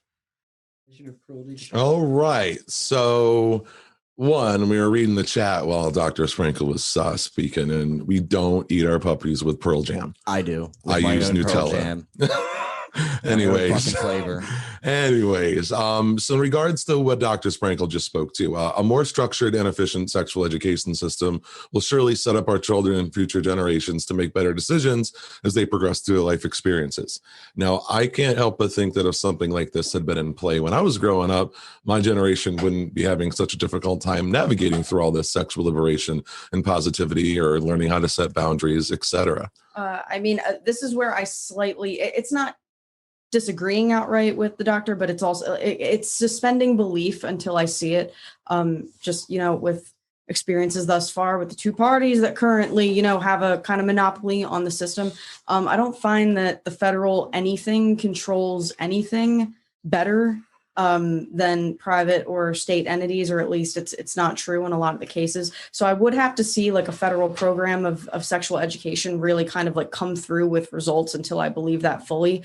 But to Eric's credit, I totally agree with the idea of teaching kids about these kind of boundaries as early as possible, so that if they are in a home environment where someone has complete control over them, like a relative or a parent that they can't necessarily speak out about, I think that would do a lot of good for teachers and neighbors and any kind of like authority adult figure in their lives to start teaching them about like the right and not okay, or even, middle ground between who is approaching them appropriately. So I did get a lot out of this portion. No, well said. And, I think the whole education experience, and he said K through 12, as he mentioned numerous times, is that sets you up for, to have the acumen to tackle adulthood with the right skill set and tools and, mental capacity and just things and experiences. But, stuff like that also preps you for, like I said, difficult, times and things that we immerse ourselves in as we get older, whether it's, polyamory or non-monogamous relationships, or just, trying different things. Now, on the topic of polyamory and non-monogamous relationships, I know I have, and many of the panel here, and not just Satanists, but, we've talked to a lot of people that are in that polyamorous or non-monogamous lifestyle who have shared both positive experiences, but also many struggles that arise when navigating this liberating yet complicated journey. We asked Dr. Sprankle what advice he would have for anyone who was either considering this lifestyle, or who is active in the lifestyle, or, just recently entered into it. So with more on that, let's check in with Eric. Yeah, so I'd say take it slow. Understand that polyamory, open relationships, non-monogamy, whatever you want to call it, and there are differences between those. Some are umbrella terms, some aren't. But if you are opening up your relationship, if you are used to monogamy, whether this is a new relationship or one that's already been established monogamously for some time and you're thinking about a different structure, just really understand what your motivations are for opening it up. And are you just looking at opening it up as a reason to kind of have one foot out the door? So you see that therapeutically a lot. A lot of couples come in wanting that they have some dissatisfaction in their relationship and they want to open it up, thinking that will make the primary relationship stronger. Where in fact, what's happening is that's just kind of one foot out the door. They're not ready to say, I'm done with this, I want to go on. It's kind of testing the waters. And once they realize that other people may be meeting their needs a little bit better, then they're able to kind of take that next step. So really understand like what your motivation is, and are you trying to do this to enhance the primary relationship? And if so, how do you think that actually is going to happen? And also understand, I think a big myth, this may be more common in the swinging community of actually living up to this myth, but I think less so in the polyamory community, that it's like way, way, way more talking than it is actually having any kind of sexual behavior. It was like 100 to 1, right? If you're doing it cautiously, checking in with people, what are their boundaries? How are your insecurities doing? Addressing jealousies that come up, which are inevitable. It's not unhealthy to experience jealousy. It's how you talk about it and navigate it once it does. And just know that it's not going to be like a nonstop orgy once you and your partner decide to open up the relationship. If that's the case, a lot of times it will kind of fall apart quickly because you're not talking about what you're comfortable with, what you're not comfortable with, kind of slowing the pace down, putting some boundaries around things. Because when you look at open relationships, let's say you're just opening it up to one other person or maybe two other people, like, each partner is exploring a new relationship with somebody else, just one other person. Every monogamous relationship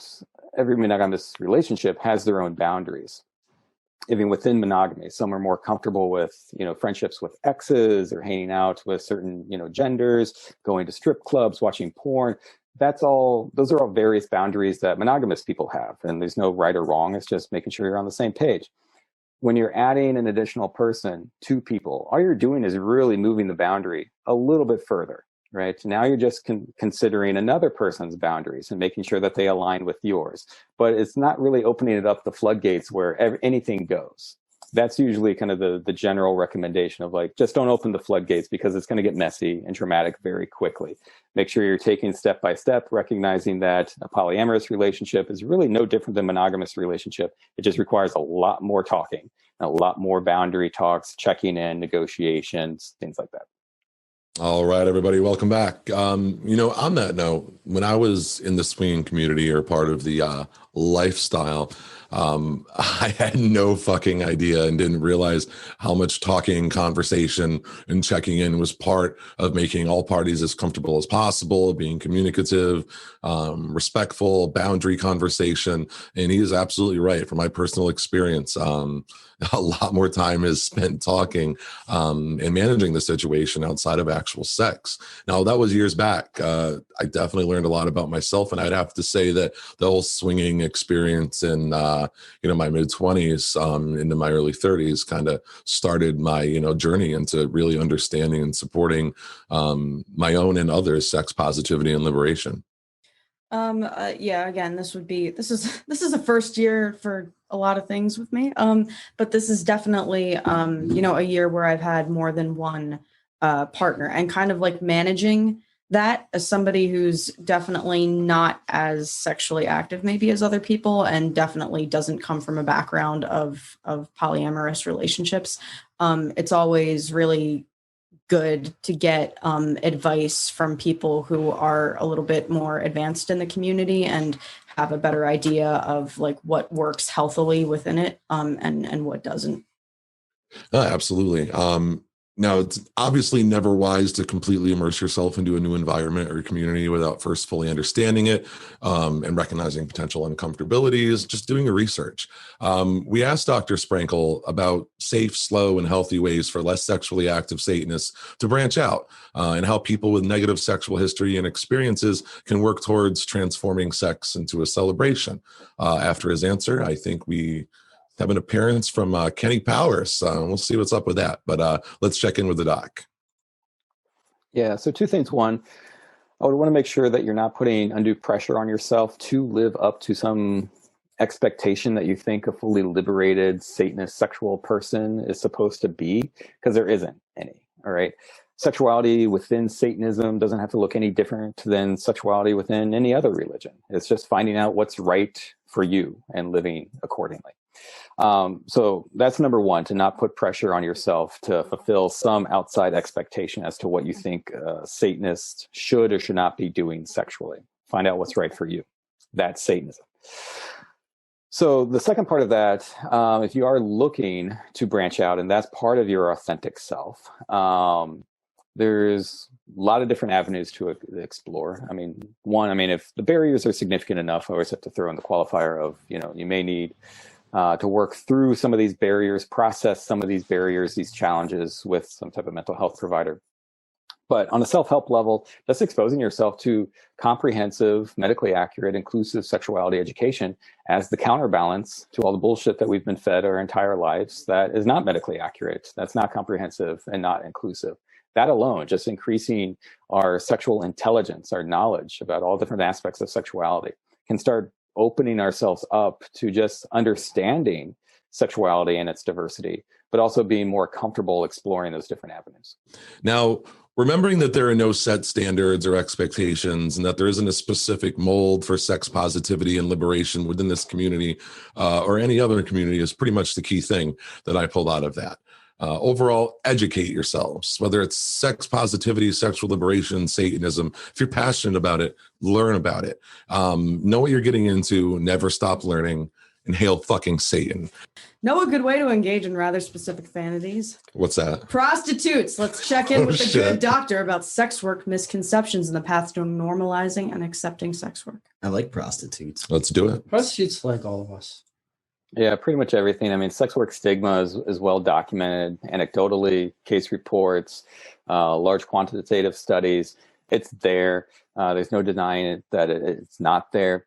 And there's a lot of different theories as to how this came about. But I think a simple way to kind of think of it is what, at least in our culture, and I'll be like American-centric here for a second, which is, I guess, common for Americans to do, but just kind of think of U.S. culture. What is normative sexual behavior, normative sexual relationships, or at least what is permissible in our culture. And obviously religion influences that a lot. And the more we deviate from that norm or what is permissible, the more stigma that is attached to it. And sex workers exist way outside of that normative. So not only they're engaging in sex outside of marriage and just for pleasure, it's transactional, it's casual. For a lot of times it's casual. But the transactional nature of it falls way outside of what is considered permissible sexual behavior in our culture. And again, the more outside of that we get, the more stigma is attached to it. And in this case, even the more criminalization that's attached to it. Well, what sex workers say, they want decriminalization. So it's criminalized in most areas of the United States. A couple of counties in Nevada are the exception where it's legalized, not decriminalized. So decriminalization is the goal. There's problems with legalization that I won't go into. But sex workers and research support where it is decriminalized, like in New Zealand, that creates safer working conditions, because we need to think of like sex work as work and sex workers as workers. And if workers are working within criminalized conditions, that's going to breed unhealthy, unsafe conditions for them to work in.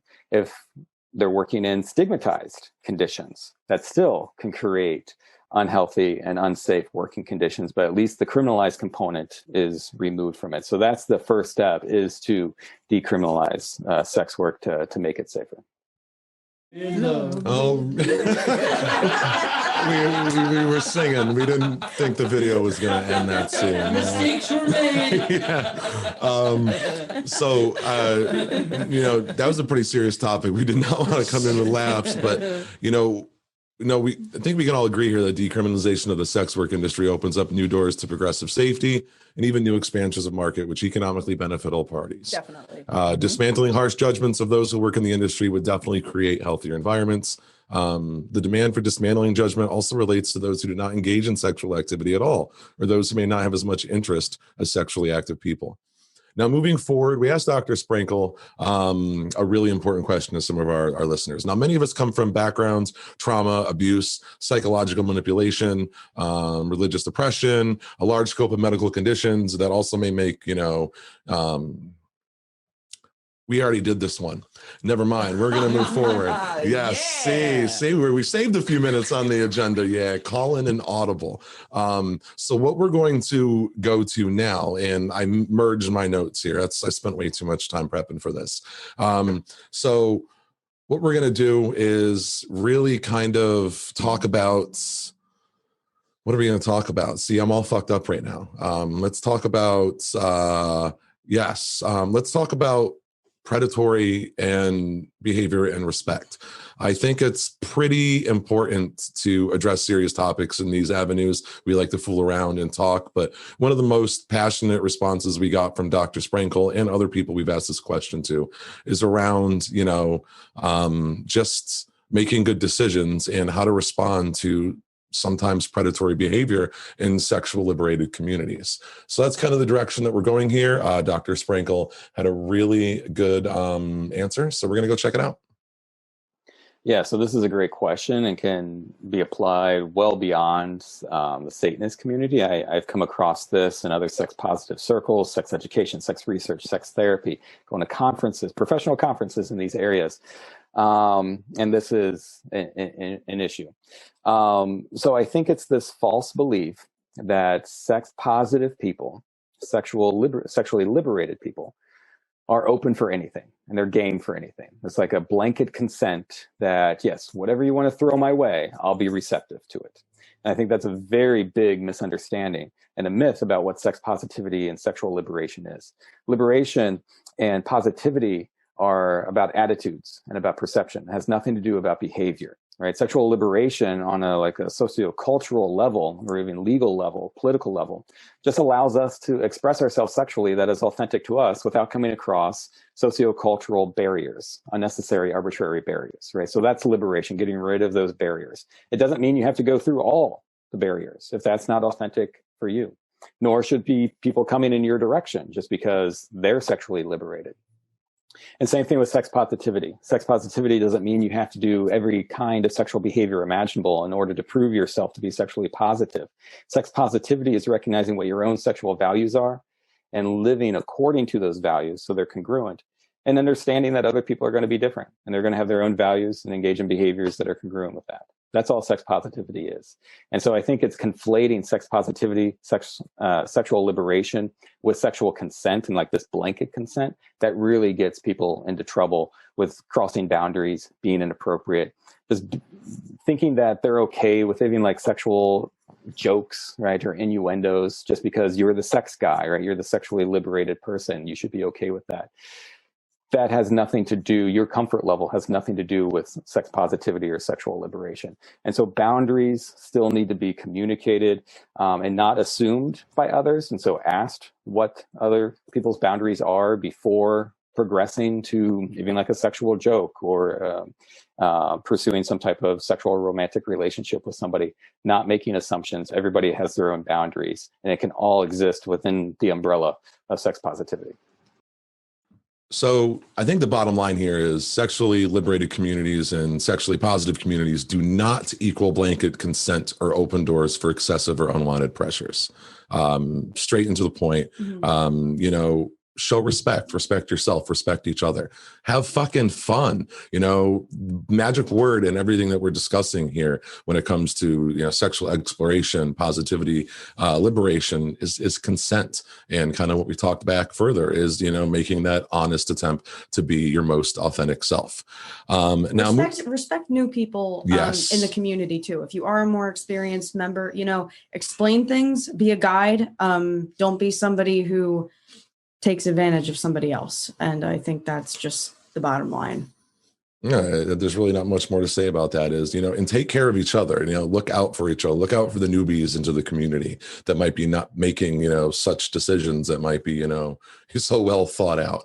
Now, moving forward, it's time to ask Dr. Sprankles a few questions. I know it's getting late and we're getting close to time, but we're going to keep going.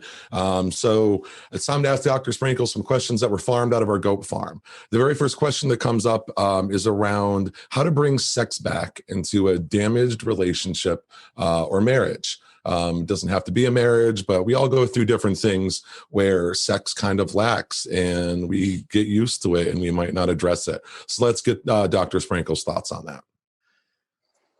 Yeah, I don't think anything's unique to Satanism. Satanism certainly is much more permissible. It is just kind of finding out what's right for you. It definitely takes more of a secular humanist approach. There's no, as long as there's consent involved, there's no right or wrong on kind of like a morality level that other religions try to prescribe, that it's only okay within these boundaries, right? Satanism widens those boundaries quite considerably. But in terms of that process, no, there's nothing pretty unique about that Satanists would have to be mindful of. It would just be having that conversation with your partner, whether or not you're in a rut or looking just to explore different things with your partner. It all really just boils down to open, honest conversations with your partner. And a lot of times just having to acknowledge the impasse that you may be in, right? That unspoken impasse that is often the case, that you've been having problems for a long time, not really directly addressing it, at least head on, of just starting with acknowledging like, hey, this is how I've been feeling, even if it's like, this is how I've been feeling the past 5 years and haven't really articulated it very directly or assertively, just starting there. And that serving as a starting point for many, many conversations to come about what you want sexually, what your needs are, what your partner needs are. And if there are differences, which there will be differences in sexual needs, there will be incompatibilities, there will be desire discrepancies. How can you navigate that together while still maintaining the integrity of the relationship, if that's the goal? Once again, straight and to the point. It's basically root cause analysis and being able to have that conversation with your partner where there is active listening and not just waiting for your turn to speak. People in relationships go years without addressing root causes of their problems. The only way to get your needs met is to confront them directly together. Our next question comes from our Discord family and is around sexual addiction. What exactly is sexual addiction, and what are some of the potential consequences of certain sexual addictions? Yeah, so I'll back out a moment, because that's a very loaded term, sex addiction. How it's typically used is incorrect and just doesn't line up with the data that exists on this type of phenomenon. So regardless of what we call it, like where I like to start, so I'm not like people who think sex addiction is 100% real and I'm a sex addict, or this person's a sex addict, I dated one, not to get kind of bogged down on the semantics, so to speak, and like then people start really going to start dismissing what I'm going to say after this. I think we can all agree that sexual behavior can become problematic for some individuals, right? The clinical issue at that point then is what's causing this problem? How do we assess it? How do we diagnose it in terms of like, what do we call it? And then what do we do about it in terms of like treatment? And this is important in terms of the label because sex addiction kind of falls under, well, it's an addiction. And are we going to treat it then like another addiction in which abstinence is the goal? Like if we take a 12-step approach, which a lot of like sex addiction kind of programs do, abstinence from a lot of different types of sexual behavior is ultimately the goal, as opposed to recognizing that, okay, maybe it's less about the sexual behavior per se, and maybe that person's relationship with that behavior or the context in which that behavior is being expressed. That's actually the problem. So let's change the context. Let's change the relationship in which this is being expressed, and then that alleviates the problem. So that's the little qualifier that I add to when you talk about quote unquote sex addiction. But where you see this being a problem primarily is just relationally. When I was doing clinical work, a big chunk of my work was dealing with individuals who had some type of what we called at the time like compulsive sexual behavior. And that would kind of be synonymous with how people use sex addiction right now. And so where this was most damaging was relationally. And what was most damaging was actually the secrets that were being kept and the betrayal that happened once that secret was discovered. It was very rarely disclosed by the person engaging in the behavior. It was discovered by their partner. And their partner realized that their spouse was having this secret sex life. And it was usually online. It rarely involved other people in real life. It was usually like porn or chat rooms, webcams, that kind of stuff. In a compulsive nature. And it was compulsive because it was shrouded in secrecy. They would have to wait for their family to go to bed, and then they would be online for a couple of hours on, porn sites, masturbating, whatever. And then one day their browser history gets discovered by their partner. It's like, oh, this is what you're doing when you don't come to bed right away. And then that impact on the relationship. So it's less about like the porn, it's less about the masturbation, even though that may be the focus in their mind in that moment of what's so upsetting. The root of it, what is upsetting, what is damaging, is the secret keeping and the betrayal that results from that. And so then the work moving forward is repairing that damage from the betrayal, the lack of trust, how to rebuild that, and then ultimately how to rebuild their sexual behavior, their sexual needs. Clearly, they were trying to get a sexual need met in secret. How can they get that need met in a non-secretive way? Right? Whether that's with their partner or not, it can still be by themselves, but it's just private now instead of secret. Right. That's the big difference. That's not going to be damaging. Privacy is not damaging to relationships. Secrecy is. I have a question. I think some of the people here might be sexually inexperienced. Is it true that if you don't use it, you lose it? What in the fuck? I used to think that if you didn't use it, you'd lose it. And when I was a teenager, man, I ain't gonna lie, I thought I was addicted to jerking off right off the bat. Like I did have to go to the doctor to get checked out for doing it too much. But that might be TMI. So I'm going to sit my cup here. Child, though? Yeah, I know. Yeah, I'm still a doing teenager. I'm still at that fucking level. Here we are talking about jerking off. I know it was cool to go off script, but sometimes I think you guys need a therapist. Well, Veronica, as Satanist, what should we look for in a therapist? I don't know. Let's ask Sprankle. Let's ask Sprankle. All right, Sprankle. Yeah, so this is where kind of the second part of my research is looking at therapist characteristics that Satanists value or would want, and their likelihood of disclosing that they're a Satanist to their therapist, and what kind of predicts that disclosure or concealment. And this is where I really hope to take the research into an applied setting and train therapists to be better at serving the needs of Satanist clients or patients. So right now, based on kind of preliminary looks at some of the data, what was very important for the bulk of our participants was cultural humility. And what that means is that a therapist does not make an assumption about the cultural identities and culture that their patient is in or represents. So in this case, it would be a therapist that's not making automatic assumptions about what a Satanist is. And so that kind of really gets into challenging, like, does this therapist buy into like recovered memories and secret satanic cults that are abusing people all over the world? Or are they just going to hear that I'm a Satanist and be inquisitive about that without judgment? Ask me what that means and not try to do anything more than that than just kind of learn about it based on what their patient is saying. That's cultural humility. That's favored by therapists or by clients of therapy. And so for someone looking for a therapist, it's not expected that they have a lot of degree of understanding of what Satanism is, has a lot of experience working with other Satanists. There's not unique tools to be used with Satanists. So really it's just vetting on the process of, are they essentially culturally humble in the sense that they won't make kind of biased judgments about me before kind of getting to know my story and let me tell them what Satanism means to me and how it impacts and is integrated into my life. That can be vetted through early communication with a therapist of simply asking, have you ever worked with a Satanist client before, or like an atheist? What would you think? How would you feel working with a Satanist client?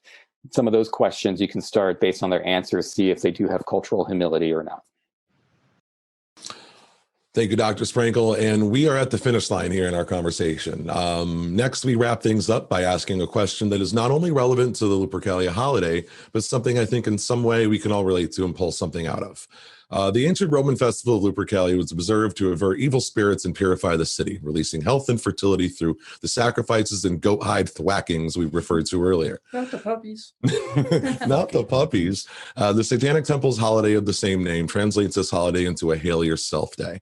And as such, and I know this is a broad question, but we asked Dr. Sprankle what guidance he has for anyone struggling with their gender identity and life choices. Yeah, so I think it is first important to know that the struggle is being caused by society, nothing internal. There's nothing that you're doing that is creating this distress, right? There's nothing distressing that's inherent to gender identity, to sexual orientation, to sexual preferences, kinks, fetishes, sexual relationships, anything like that. It's how they're treated by society. And then that clash, if they're treated poorly by society, but that's who we are, that's what we're into, or that's what we're interested in, or that's what we are doing, then that creates the discomfort, that creates the distress, and what comes with that, a lot of negative health outcomes as a result. So it's important to know that discomfort, that struggle is externally placed upon you, unfortunately and unfairly. So know that, number one. So don't beat yourself up that you're feeling this way. This is kind of society's kind of molding us to feel this way. And in terms of that, hail thyself, to feel authentic, that can be a journey, a therapeutic journey, that can be, 10, 20 years in the making for someone to fully manifest their true self.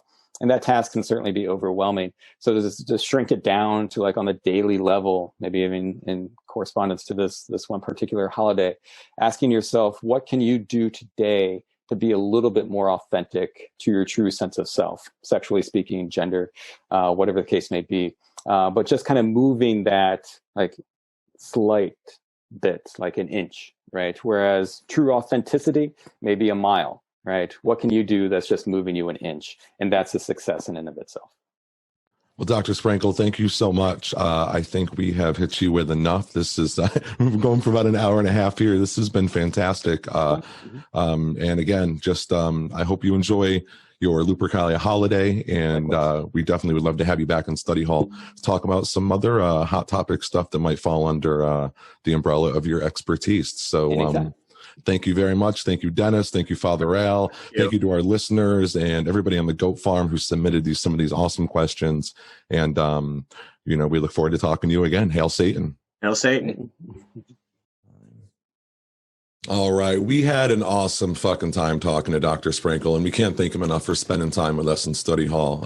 It was a real privilege to have him and get his thoughts on everything that we, put in his plate in regards to all these questions we threw at him. So thank you so much, Dr. Sprankle. That was fucking amazing. And thank you all for being here. We are in the home stretch. If you want to find, I believe, more information on Dr. Sprankle, you can go right to drsprankle.com. And don't forget to check out his TST videos about Satanism, stigma, and mental health. Also, don't forget to submit your quizzes before 1 a.m. There's no fucking deadline. Fuck you, Principal Pan. Get them in, submit them tomorrow. We want to see some entries. We got a couple already. Kind of funny, but we thank you for participating. It was kind of cool to try this and get your entry, entered in for that giveaway. Again, you're going to get a free month of Patreon, some cool art, and a Satanic Study Hall t-shirt. Now, what's coming up with Satanic Study Hall? Our friend Dennis over there is putting together a global park cleanup that will be rolling out sooner than later.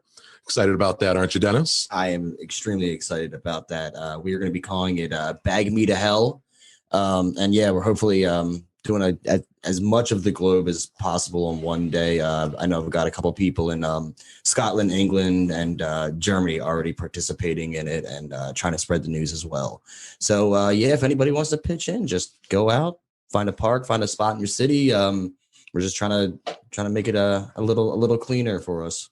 Yeah, and definitely keep an eye on our social media for more information. Goat Farm Group Therapy, we do video Zoom chats on the first Wednesday of every month. So definitely stop by and say hi. Most of us show up, except for fucking Johnny. And speaking of which, it is Johnny's birthday. So Yes, it is. hail Johnny. Happy. Johnny well, Voorhees. it was Johnny's birthday, but it's still fucking Johnny's birthday. Yeah, So well. yes, hail Johnny Voorhees, hail our life coach. I- Happy fucking birthday, brother. I got him a present. Where'd you get him? What'd I get him? Johnny, this is for you, buddy. Oh, Baby Ruth. Baby Ruth for Satanic Study Hall's very own That- sloth. So yes, we have a Discord server. We have an art room. We do tenant talk Tuesdays. Episodes that are coming up. We've got the AV cart, more movie reviews, music appreciation day, where we just sit back, do nothing, listen to music, and talk shit. A musical journey that Johnny just recorded, which was fantastic, and of course our Satanic Study Hall varsity collection. So quick special thanks, obviously Dr. Sprankle, everybody here at TSTVHQ, all the audibles you had to call getting ready for Lupercalia, all the prep work that goes involved in this. It is fucking phenomenal. Thank you for having us. We have a blast every time that we associate with this awesome group of people that run this. Love City Satanists out of Philadelphia. Hail fucking Satan, y'all. We love everything that you're doing, and keep it up. Our VIP patrons, it's a lot of people that pay good money to listen to us and support what we're doing here, and that's humbling as shit. So thank you all for what you do to support us. You keep us going. You keep us focused and motivated. All of our listeners around the world who are increasing our download count a hell of a lot faster than we ever thought it would grow. Stu DeHaan, we just had a great conversation with Stu, Stephen Bradford Long, Ada, Jack. Like I said, it's been great. And now And we just also. one special thanks. Oh, go for it. Yes, one special thanks to Miss Hassie Way, who, from the very beginning of my journey has been an awesome source of education, not just like sexually, but also satanically. And she actually did turn me on first to Sprankle. And it's one of the key reasons we ended up, this presentation and interview ended up transpiring. So thank you so much, Hassie. I love you. You're the most beautiful woman in the tri-state area. And that's a fact. It's not just my opinion. Oh my God. Yes. Now, don't forget to check out Satanic Study Hall's secondhand and virtual headquarters here for Lupercalia. We are hosting an ACE discussion panel on February 14th at 9 p.m. I'm sure you've heard it on social media. We had a great time recording that. There's super good stuff coming on February 14th. And I think the ACE community is going to be really happy with what some other members of the community put together on the panel and shared their thoughts with us. So really, that's about it. We have one more thing to take care of. So I'm going to say no Q&A. We're already over our time. Now, we hope you enjoyed Sex Ed 666. Who knows what we're going to do next time at the Satanic Estate. We kind of just figure things out on the fly. So I'm done. I think everybody else is done except for Father Al. Father Al is going to close out the evening with a Lupercalia invocation, and then we're going to hit the bell and class will be dismissed. Thank you all so much for being here. Father Al, it's all you. And we just got a little message in from Principal Pan. Polly Ann, please report to Principal Pan's office immediately. Just letting you know. Oh, shit. All right.